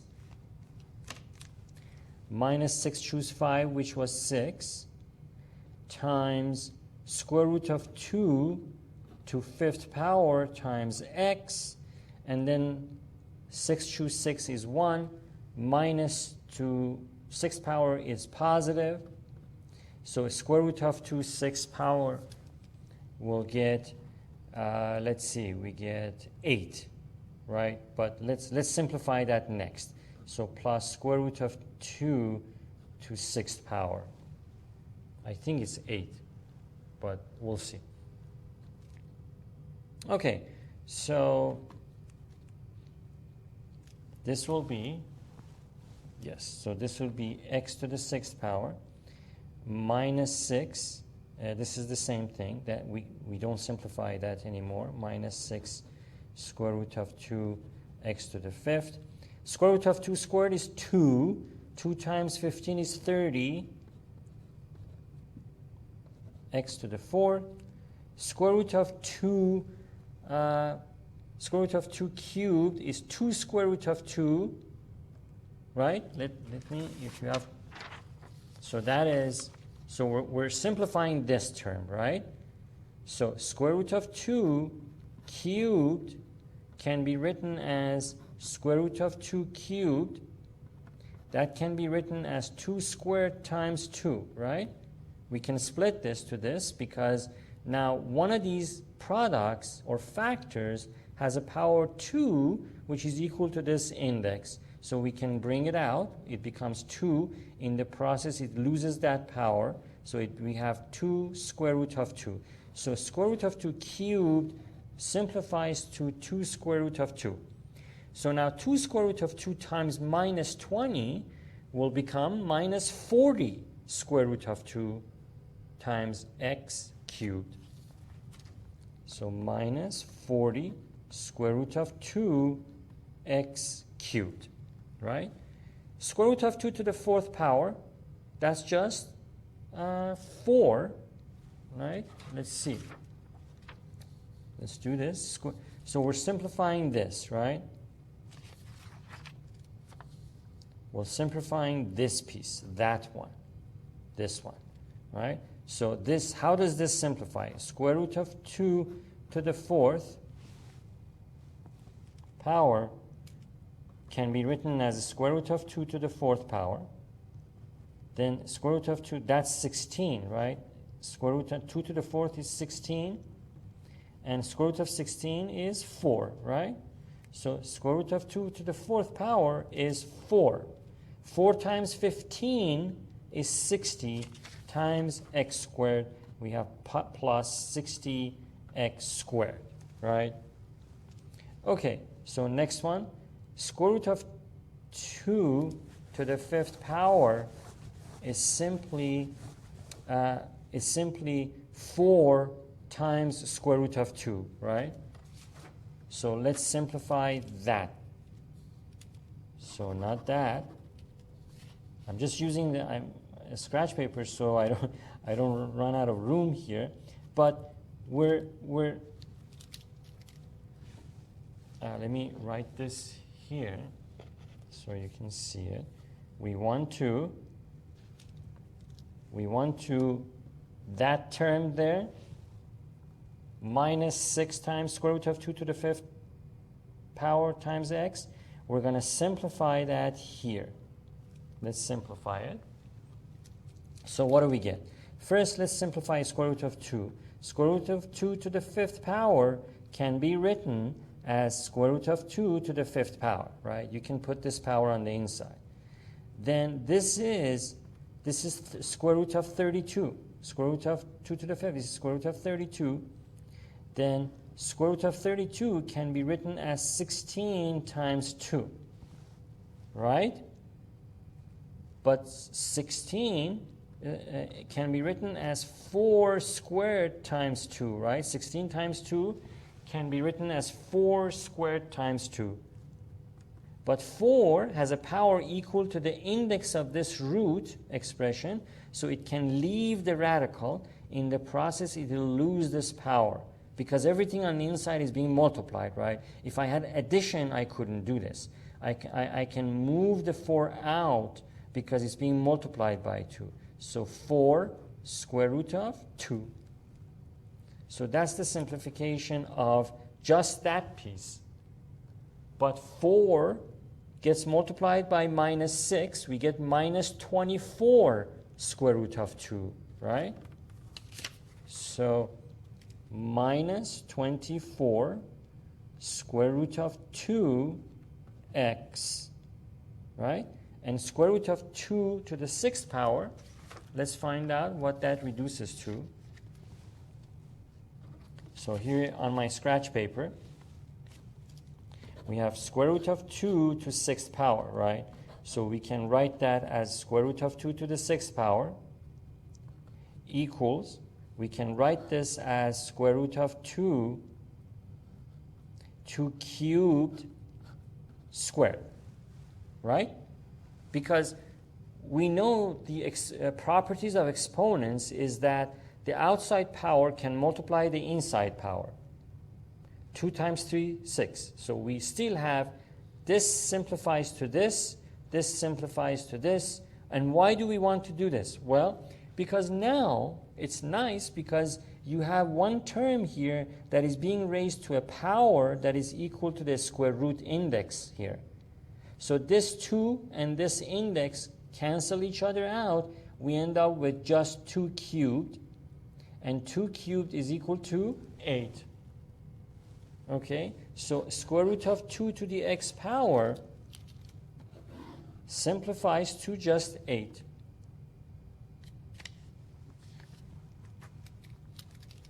So plus 8. Okay, and this is the final simplified version of our answer. Okay. So here we've got 1 minus square root of 2 to the 4th power plus 1 plus square root of 2 to the 4th power. So you might want to pause the video and write down your own solution and then come back to the video. I'm assuming you've done that and now you're back. So we know how to expand each of these, right? Keep in mind that this one is 1 minus, that's 1 plus. So they're going to be different. So this would be 4 choose 0. I hope this space is enough for me to finish my solution. 4 choose 0 times 1 to the 4th power, right? So 1 to the 4th power, then plus 4 choose 1 times 1, right, to 1 cubed, right, to reduce this power by 1, times minus square root of 2 by itself, to first power, 1 plus 3, 4, plus 4 choose 1 times 1 squared times minus square root of 2 squared, plus 4 choose 1 choose, this should be 1, let me correct this, guys, with my thicker pen here. This should be 4 choose 2. Okay? So 4 choose 0, 4 choose 1, 4 choose 2, and then 4 choose 3 times 1 times minus square root of 2 cubed, and finally 4 choose 4 times 1, not 1 anymore. Well, I can write this, but then 0 power, which is 1. 1 to 0 power is 1. So it drops out anyway. And times minus square root of 2 to 4th power. Okay, of course, plus this piece, right? So let me write this down. This plus is plus. Then that is the same thing, except this minus is no longer there. So it's all positive. So plus 4 choose 0, 1 to the 4th, plus 4 choose 1, 1 cubed, times, instead of minus square root of 2, just positive square root of 2, plus 4 choose 2 times 1 squared times square root of 2 squared, plus 4 choose 3 times 1 times square root of 2 cubed, and plus 4 choose 4, let me just write down square root of 2 to 4th power.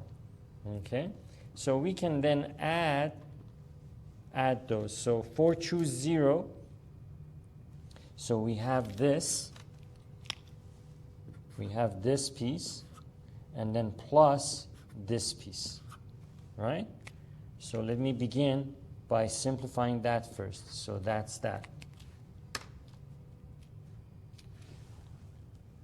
So we have 4 choose 0 is 1.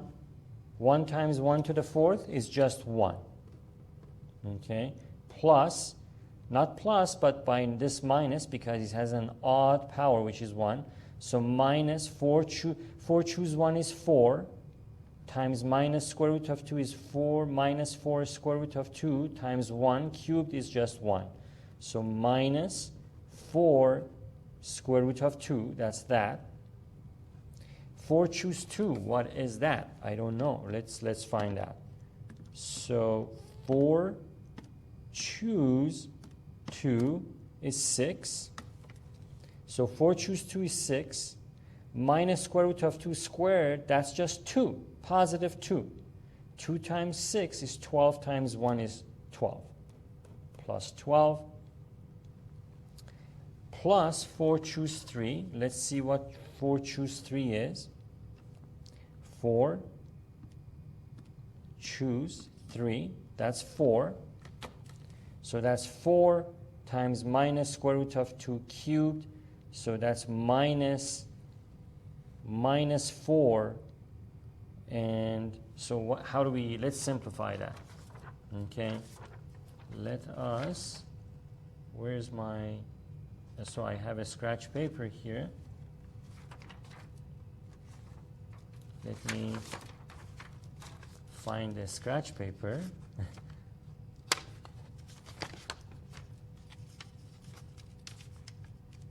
Okay, so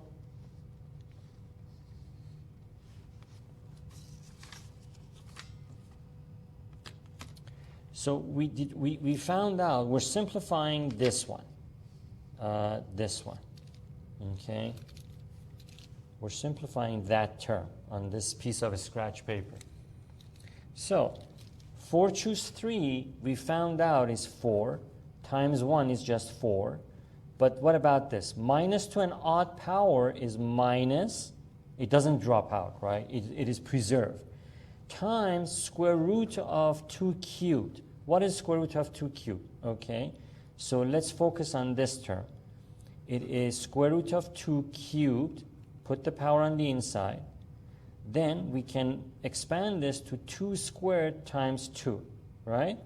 Because the bases are the same, so the powers get added and we get 2 cubed again. But why do we do this? Because now we have a term that is to a power equal to the index, so it can leave the radical. In the process, it will lose that power. So we get 2, it comes out, times square root of 2, which is that one, which stays inside the radical. So this piece, square root of 2 cubed, that piece gets simplified to this, 2 square root of 2, and that multiplies itself by minus 4. We end up with minus 8 square root of 2.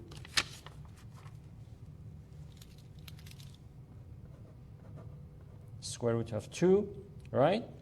And then this one. 4 choose 4 is 1. 1 to 0 power is 1. Minus square root of 2 to the 4th power is 4, right? So if we want to simplify that, let's do that here, right? These two will reduce to 1, so they drop out. This one, minus to an even power, drops out, becomes positive. So we end up with square root of 2 to 4th power. So this 4 can come inside and become 2 to the 4th. But 2 to the 4th power is square root of 16. Square root of 16 is equal to square root of 4 squared. Now 4 has a power 2 equal to the index, so they cancel each other out. So we get 4, positive 4, right, from all that. So plus 4, okay? So that, what we have is all of that first row, all of that simplified to this. Now we have a plus, which is that plus, right? Which is that plus in the middle of those two. So let's simplify this one. So what we end up with is the same thing, except we're not going to have these negatives. Everything is going to be positive. Okay? The difference between these and what you have up there is just that we're not going to have these negatives anymore. But the numbers are the same. The numbers simplify to the same thing. Okay? The only difference between this and that is just these. So we're going to end up with, for this row, we're going to end up with 1 plus 4. Take a look at that. Plus 4 square root of 2 plus 12.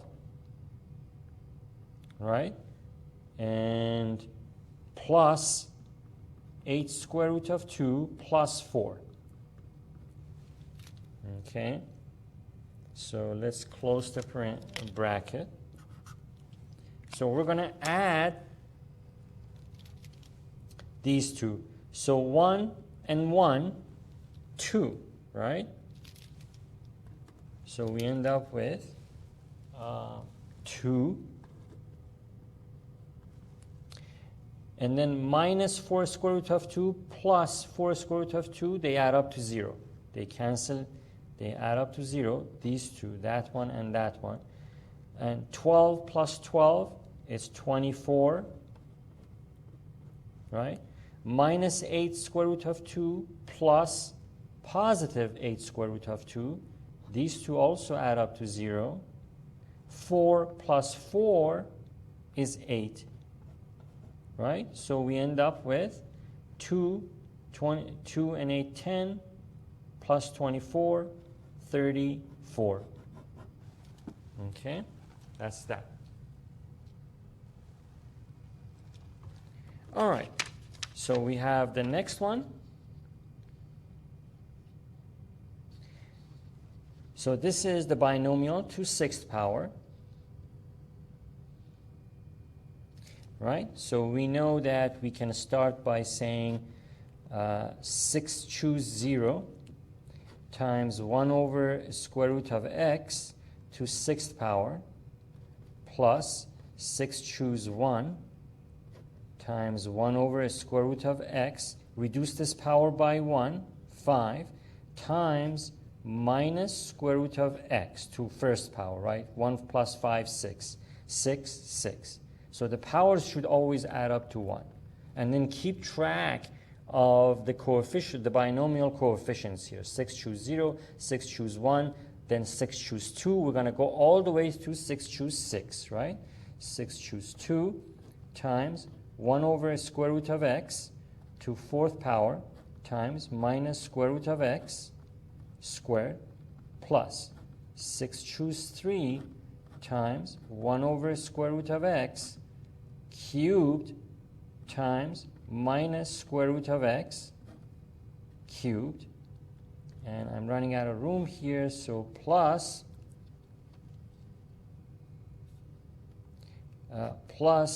6 choose 4 times 1 over square root of x to 4th power, to 2nd power times minus square root of x to 4th power plus 6 choose 5 times 1 over square root of x to reduce this power by 1, increase this one by 1. So minus square root of x to 5th power, and finally 6 choose 6 times minus square root of x to 6th power.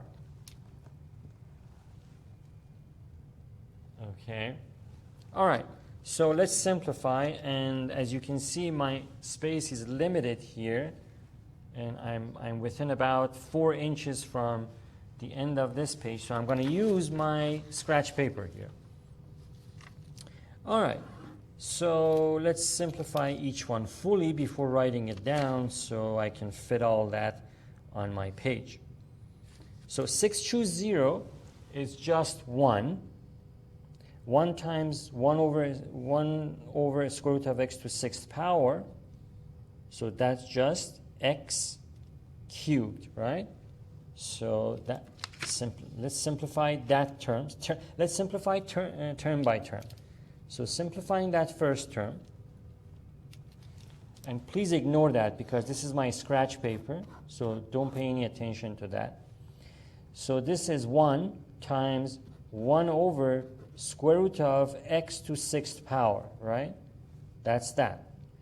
But we can rewrite this as square root of x cubed squared, right? 2 times 3 is 6.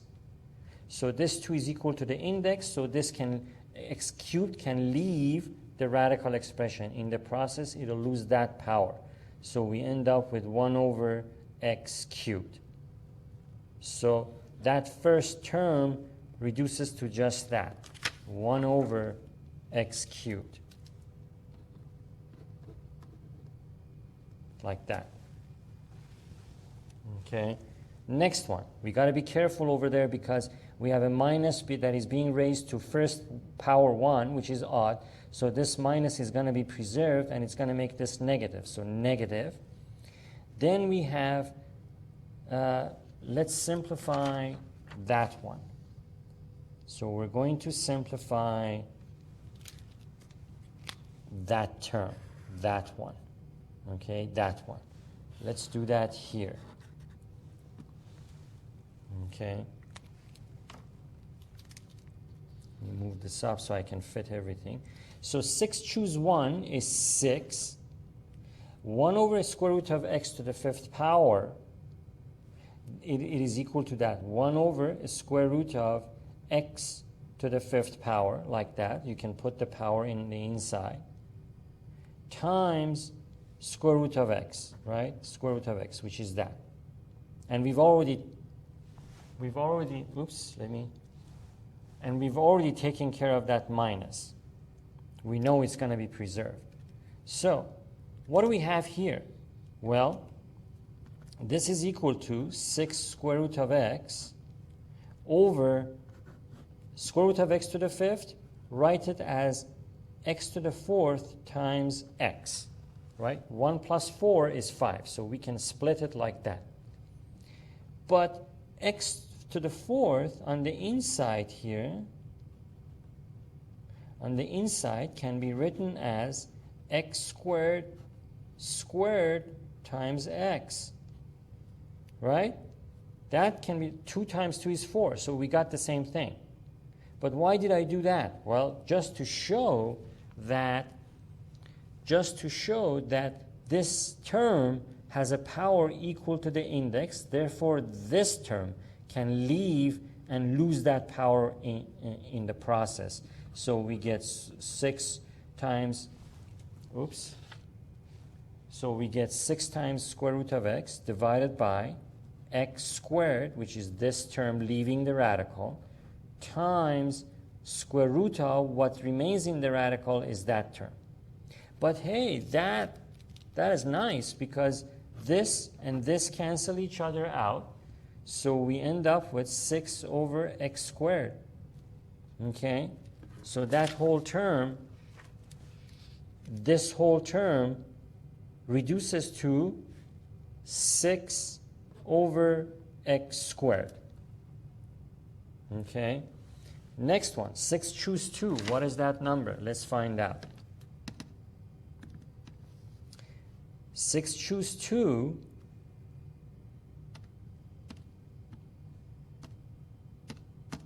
is 15. So let's simplify this term here, that one, this one, right, on this piece of scratch paper. So 6 choose 2 we just figured out is 15. Take a look at this minus square root of x. This combination raised to even power 2 we simply get positive x, right? This raised to second power is positive x.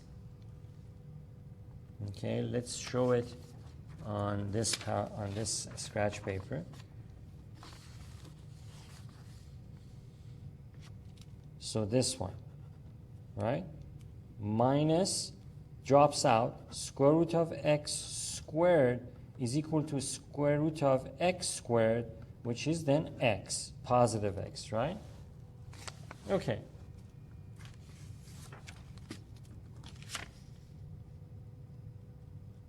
So 15 times x multiplied by 1 over square root of x to the fourth power. Square root of x to the fourth power. Okay, so what is going to happen here?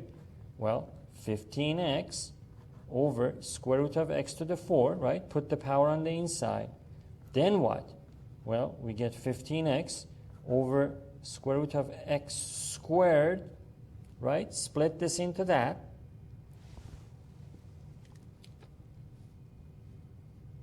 So I'm going to have to move my paper because, well, let me keep it here like that. So that's nice. All right, so I have still enough room here. So this term has a power that is equal to the index. So this term can leave the radical. In the process, it'll lose the power. So we end up with 15x divided by x squared. Okay? Now what? Well, we can simplify this, right? X and x simplify, we get 15 over x. So that's, this whole term simplifies to that. Okay? 15 over x. So let's write that down. We have plus 15 over x. Okay? Now, next one, 6 choose 3. What is that quantity? Let's find out. 6 choose 3, 6 choose 3 is 20. Okay?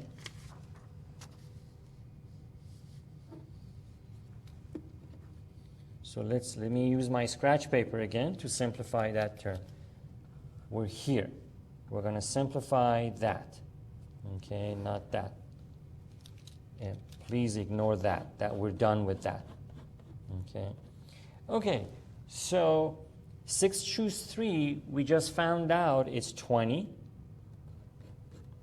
times 1 over square root of x cubed is 1 over square root of x cubed, right? Put the power on the inside because 1 cubed is just 1.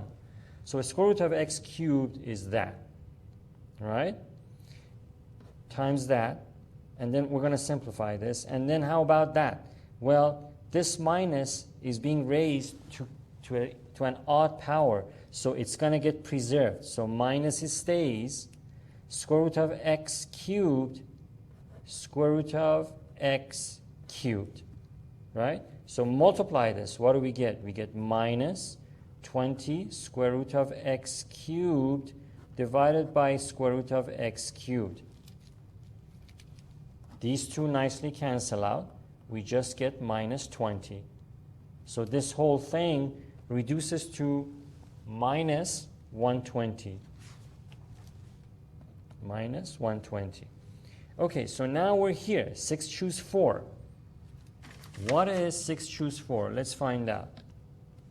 6 choose 4 is 15 again. All right, so let me bring back my scratch paper. And let me do this here so it's better, so you can follow it better. So like that. Right, so this time we're simplifying this term. Okay. So 6 choose 4 is 15. 1 over square root of x squared is 1 over square root of x squared, right? Times this minus, let me yes, this minus is now being raised to an even power, so it drops out. So we get positive. So that one is going to become positive. Square root of x to the 4 is square root of x to the 4th power, right? We can put this power on the inside, just like what I've shown. Okay, so what do we have here? Here, let's simplify. We have 15 square root of, let's simplify this x to the 4th power to x squared squared divided by, what is square root of x squared? It's just x, right? This 2 and the index of this root are equal. So this is what we really have. 2 divided by 2, right? This 2 divided by that 2, it becomes x to 1 power, or x, which is what we have here. Okay, that's how we get square root of x squared equal x. Now here, once again, we have a term inside the radical that has a power equal to the index of this square root. They're both 2, 2 and 2. So this term can leave the radical. In the process, it'll lose this power when it leaves the square root. So we end up with 15x squared. So this whole thing left the radical. In the process, it lost that power. Divided by x, and this simplifies, as you can see, to 15x, right? This and that, and then, so that whole thing, this whole thing reduces to 15x, positive 15x, right? So let's write that down. Positive 15x. Okay? Now this one, 6 choose 5 should be, and that is 6. So 6 choose 5 should be 6, but let's see. I think that should be correct though. So 6 choose 5. 6 choose 5 is 6. So let us simplify that expression here, right there. So we're now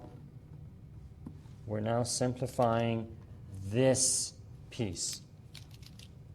6 choose 5 is 6 times 1 over square root of x, like that, times minus raised to an odd power. So this minus is preserved. So we're going to have minus 6 times square root of x to 5th power. You can put the power on the to inside, like that.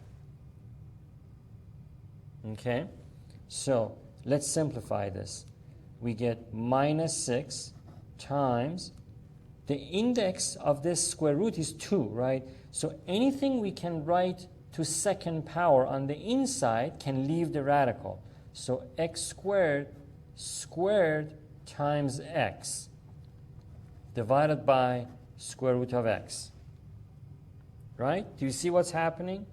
By the way, that's multiplication, so that's not x. This is x, and that's multiplication. So this term, this x squared, has squared power. So it can leave the radical, and in the process, it'll lose the power because it's being multiplied by this. It can leave that. If this was x squared squared plus or minus x, it could not leave. It can only leave because of two things. One, the power on the outside is equal to the index. Second, because it's being multiplied by this other term on the inside. So we end up with, let me simplify here, minus 6 x squared, right? The x squared left, the radical. What we have left on the inside is square root of x divided by this square root of x.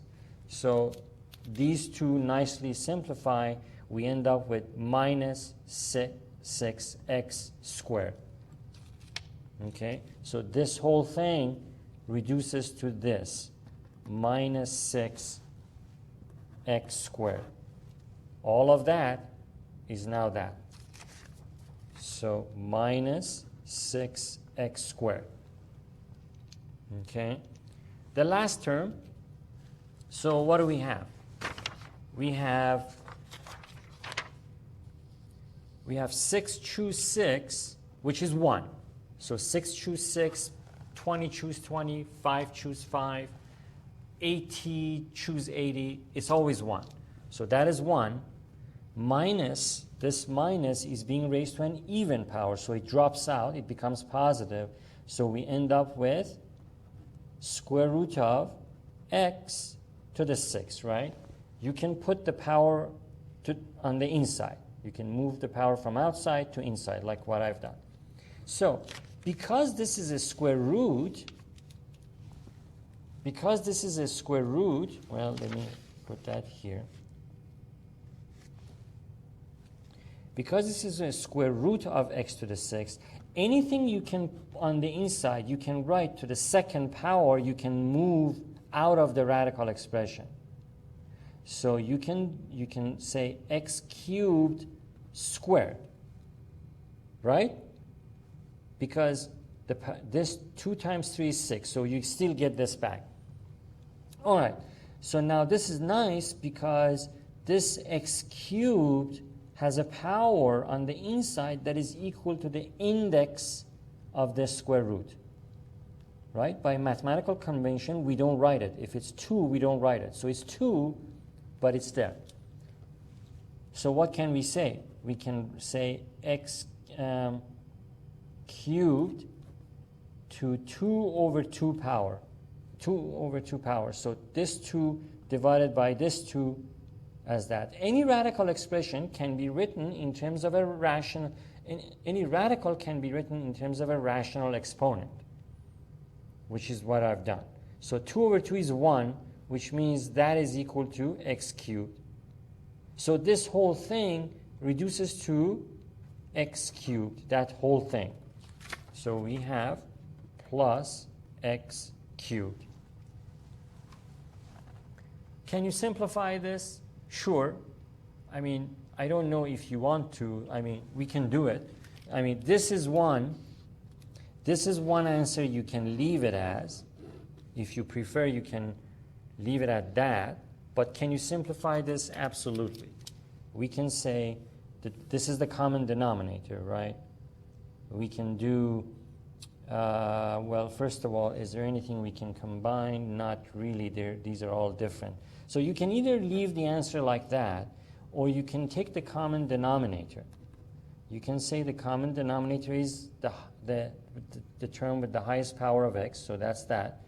Then you can do that. You can add or subtract the numerators. So you get 1 minus 6x, right? Multiply each numerator by the term that is missing from its denominator when you compare it with the common denominator. So x cubed has nothing missing from it, so we multiply 1 by nothing. X squared is missing x, because this is x cubed, right? So the x squared is missing 1x, so multiply minus 6 by 1x. Here we are missing an x squared, multiply 15 by x squared.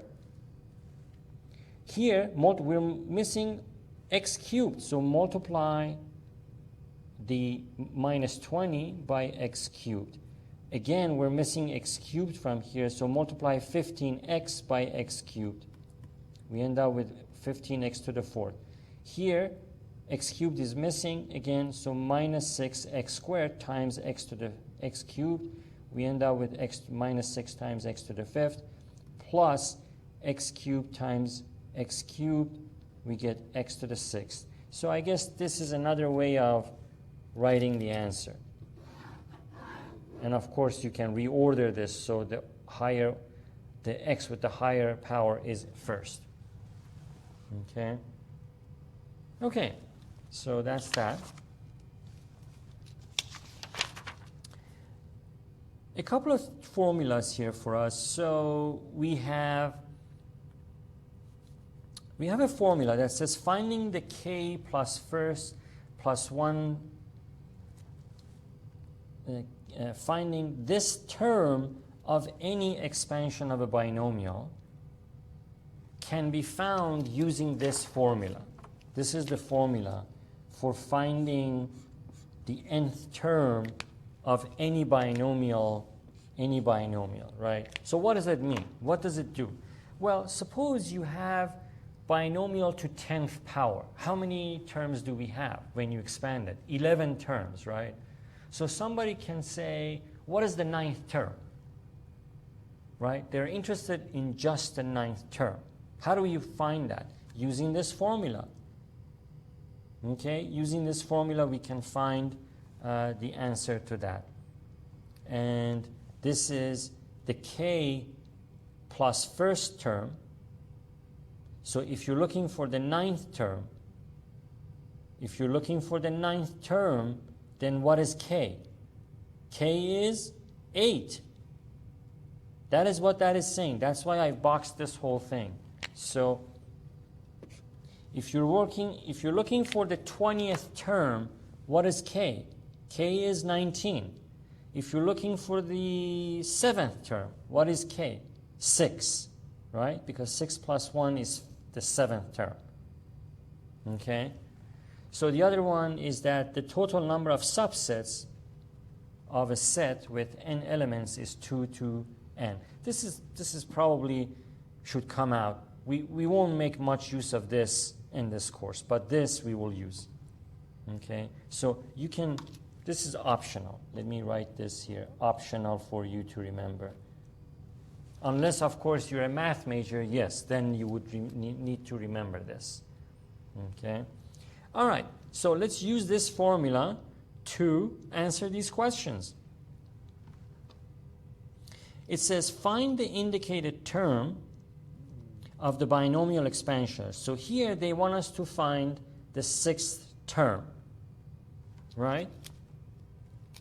So we know that from this and these formulas, k plus 1 must be equal to 6. Therefore, k is equal to 6 minus 1, or 5. So k is 5. In this formula, k is 5. This is the demonstration of that.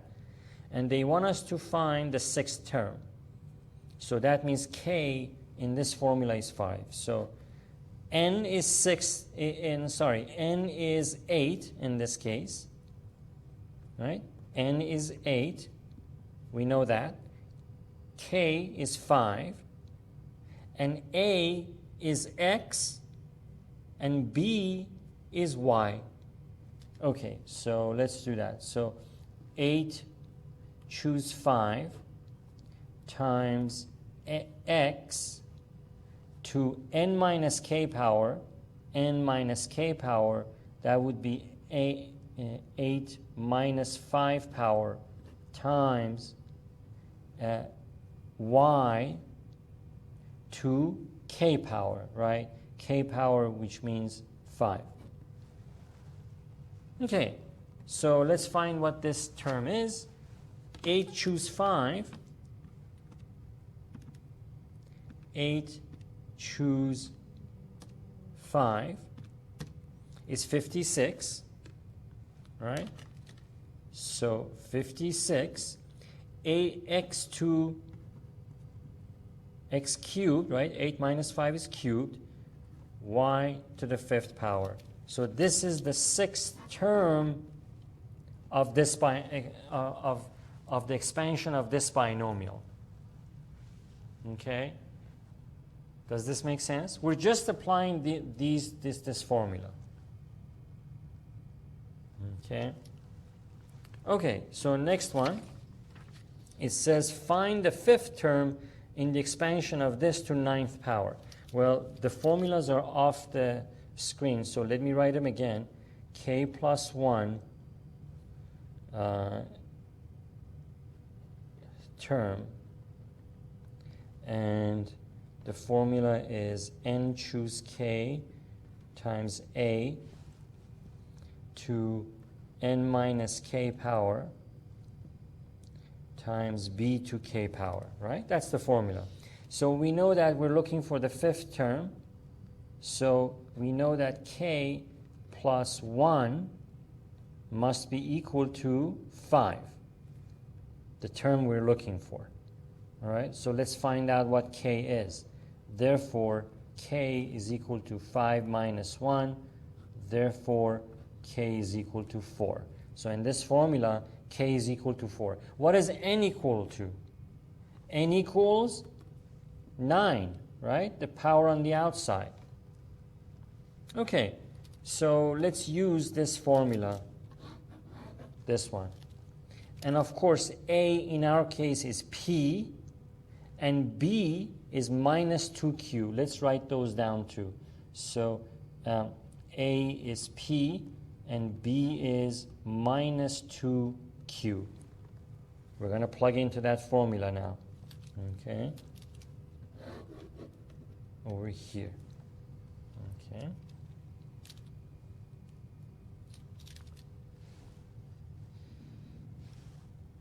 All right. So n, which is 9, choose k, k is 4, times a, which is p, p to n minus k power. So 9 minus 4 power, times b, which is minus 2q to k power, which is 4. Okay, so let's simplify. What is 9 choose 4? Let's find out. 9 choose 4 is 126. We have another minus 2 to the 4th power. Minus drops out because this power is even. 2 to the 4 is 16, right? So let's multiply this 126 by 16. So we get 2016. So this is equal to 2016 times P to 9 minus 5, or 5th power, and Q to 4th power. 4th power. Okay, so that is that.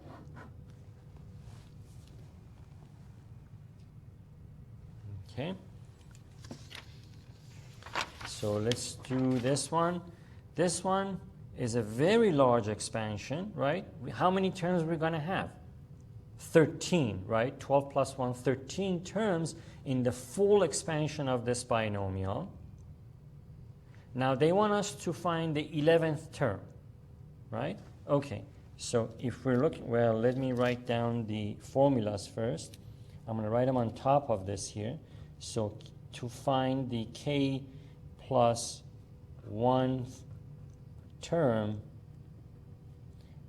and then the this one, the formula is n choose k times a to n minus k power b to k power, right?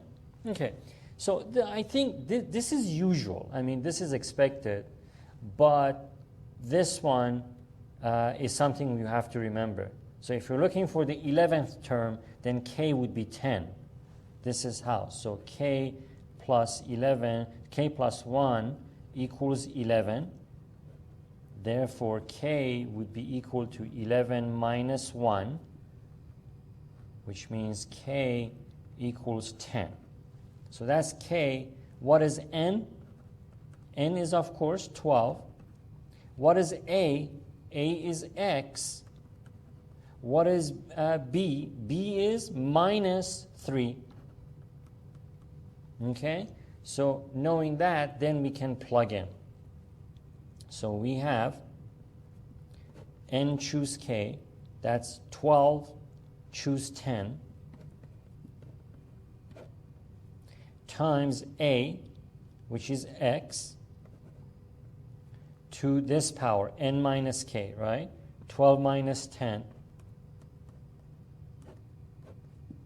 times b, which is minus 3, to k power, right? This is the formula we're applying here, with, of course, k plus 1 equal to the nth term. So minus 3 to k power, which is 10 in this case, right? Okay, so let's simplify. What is, first of all, this minus is being raised to an even power, so it's going to drop out. It becomes positive, right? So we end up with 12 choose 10. What is 12 choose 10? 12 choose 10. 66. So 66, that's 66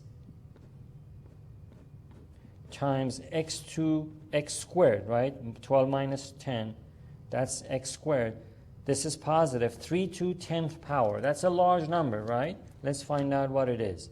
3 to 10th power, it's 59,049.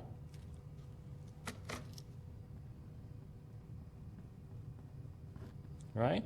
So what is that equal to? Let's multiply this by 66.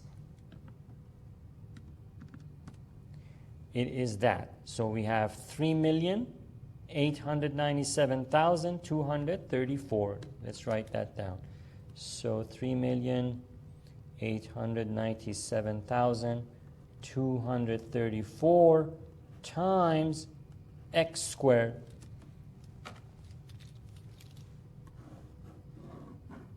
Okay, so that's the 11th term in that sequence.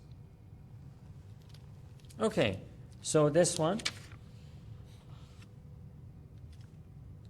it says find the 4th term in this sequence. Okay, so once again, well, let's find k. K plus 1 should be equal to 4. And so k is equal to 4 minus 1, and therefore k is equal to 3. So the formula, let me write it down here, and choose k times a to n minus k times b to k power, right? That's the formula. That's the formula we're going to plug in. All right.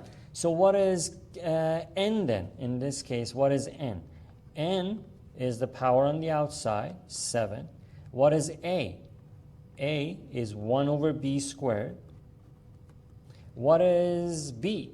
B is b over 3. Okay, in that formula, for b, we have b over 3. Okay, so we can now plug in.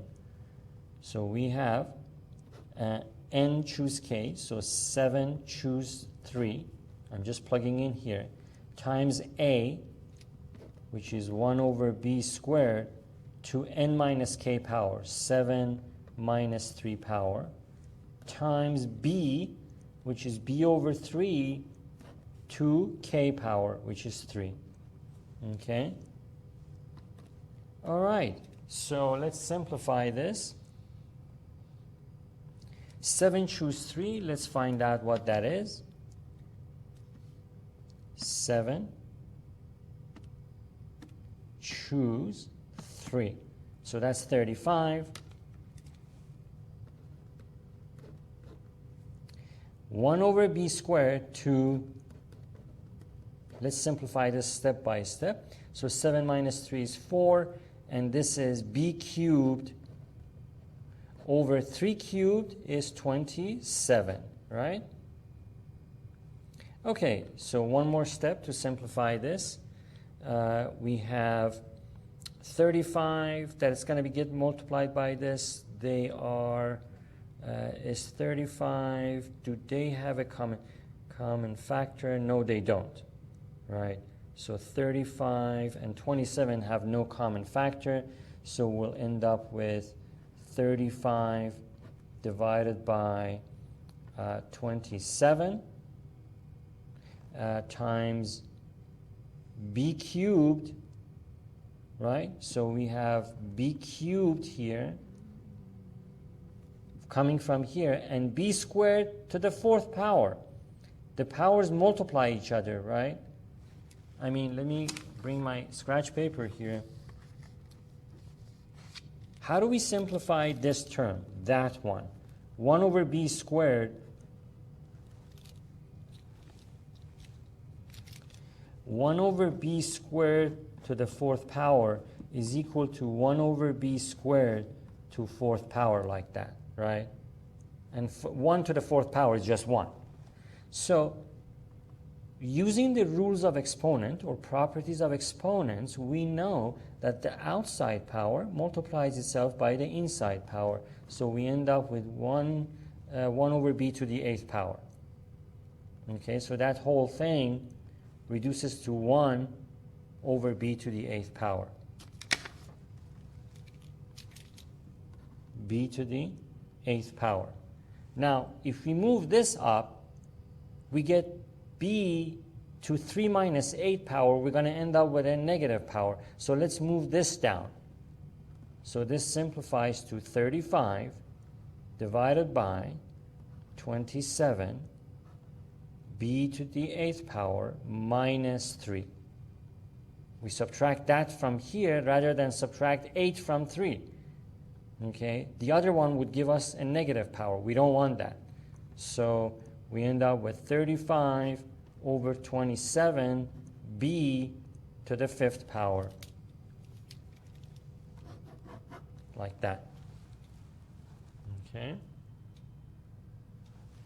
And of course this was that.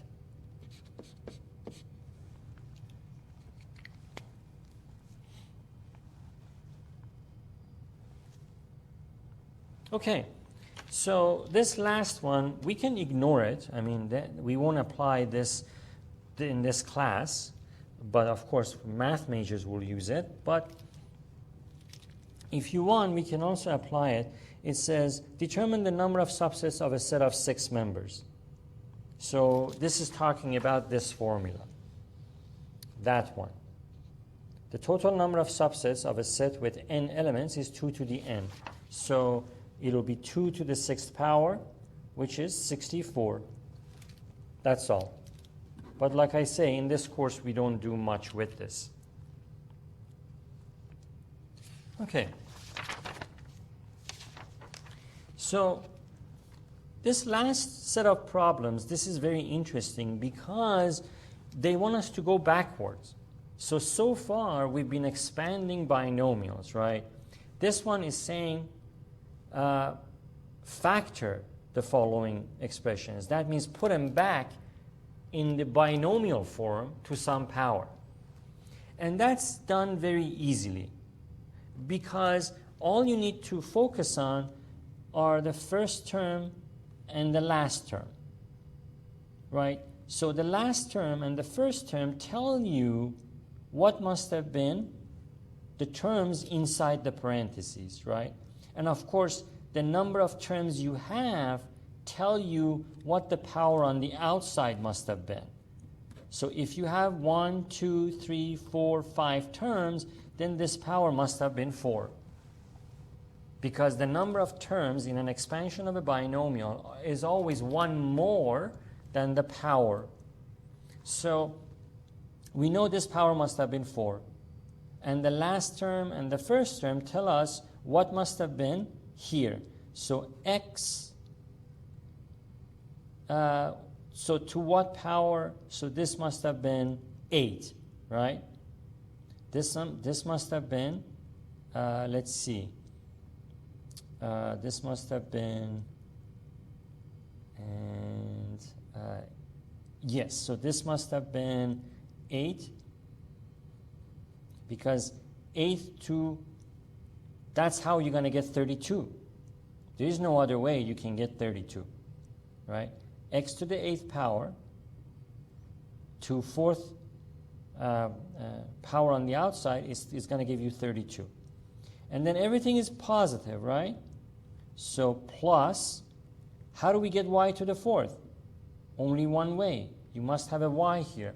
And then the other nice thing about the first term and the last term is that their coefficients are going to be 1. Okay? The coefficients of these numbers are going to vary a great deal, but not the first and the last term. The first and the last terms in the expansion of a binomial will always have coefficient equal to 1, of course, unless if they have other numbers involved here. That's different. But here, there's no coefficients involved, so we know it must have been 1. So that makes things easier. Okay? But I'm talking about the coefficient that we've been calculating using the Pascal's theorem and the binomial theorem. I'm talking about that coefficient is always 1 for the first term and the last term. But if the terms on the inside have other coefficients, that has nothing to do with the Pascal's theorem or Pascal's triangle or the binomial theorem. That should be incorporated and calculated separately. Okay? So that's what we're talking about. So this is it. This is all it takes to write down the factored form. So let's do another one. Here, again, we have how many terms? 1, 2, 3, 4, 5. So we know we must have this binomial must have been to 4th power. 4 plus 1, we have 5 terms. Look at the signs. They're all positive, so we must have positive here. And now let's focus on the first term and the last term. Right? These are interesting because, here, so the coefficient is not, but this 16 has nothing to do with the coefficient we calculate using the Pascal's triangle or the binomial theorem. This must have been some number associated with t such that when it was raised to 4th power, we got 16. So what number raised to 4th power gives us 16? 2, right? 2t. So 2t to the 4th power, right? 2t to the 4th power, what do we get? We get 2 to the 4th times t to the 4th. Which 2 to the 4th is 16, t to the 4th. That's what we have, right? So we figured out the first term. By focusing on the first term, we figured out the first term inside the original binomial. Now, how about this? This one is really interesting because it's got a negative power for t. What does that mean? So something must have been raised to 4th power and given it the negative 4 power. For t, I'm talking about. So the only way we can raise a t to some power, to 4th power to get negative 4 is if t had negative 1 as power. How does t get a negative 1 power? By being in the denominator of a fraction. Right? We know that. We know that by remembering the properties of exponents, that if you have 3 over t squared, you can write this as 3 times t to negative 2 power. Right? This and that are equivalent.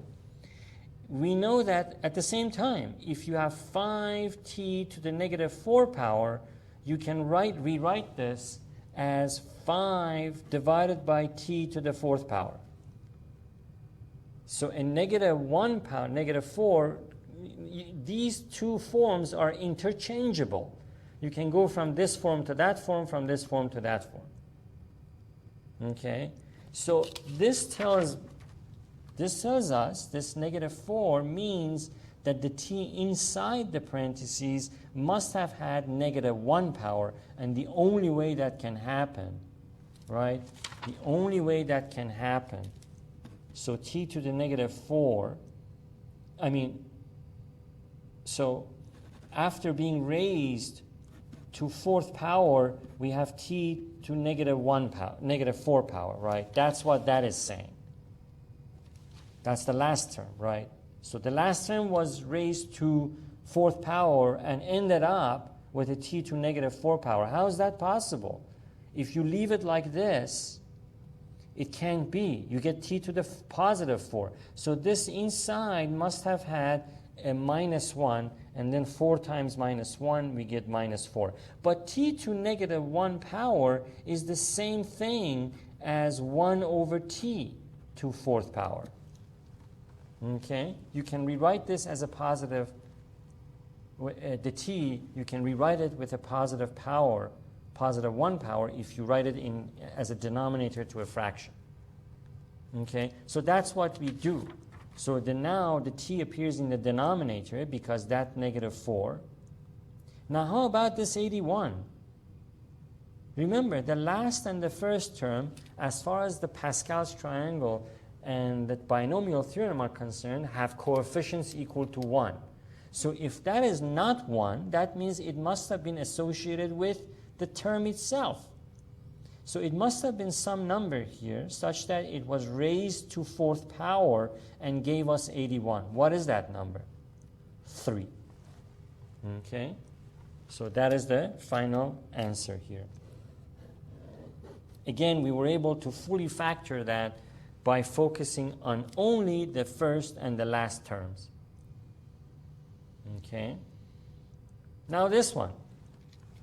Again, how many terms we have? 1, 2, 3, 4, 5, 6. So that means that this binomial must have been raised to have had power 5. Okay, so 5 plus 1, 6 terms. It expands into 6 terms. So we know that now. Look at the signs. They're all positives. Right? So we have a positive here. Now focus on the first and the last terms. Something we had here, it was raised to 5th power and gave us 32x to the 5th power. What should that term have been? What number raised to 5 gives us 32? We know that, right? 2.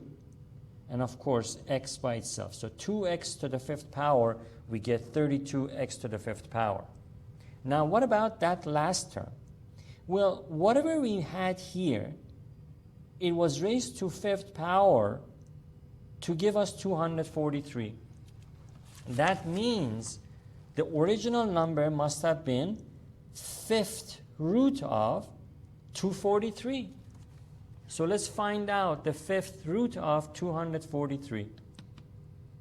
Okay, so that will be, so the 5th root of, using my calculator, if I want to calculate 5th root of 243, that is the same thing as raising 243.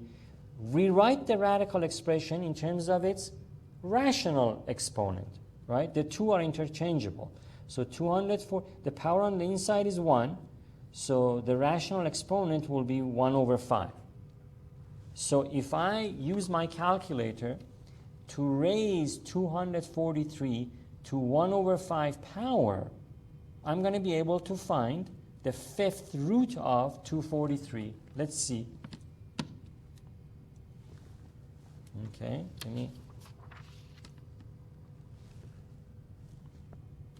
okay, so we have 243 raised to 1 over 5. 3.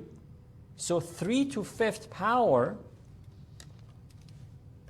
So 3 to 5th power is going to give us 243. Let's see. Let's test that. Right? 3 to 5th power, 243. Do you see how that works? So just the first term and the last term, and of course, what are the signs of the terms in the middle? Determine whether this should be positive or negative. Okay, so we've come to the end of this course, and I hope this was useful for you to have these lessons. And of course, let me know if you have any questions. And I'm very thankful to you for watching these videos and persisting through them. And for now, have a nice day, and I hope you do excellent on the final exam and have a good end of semester.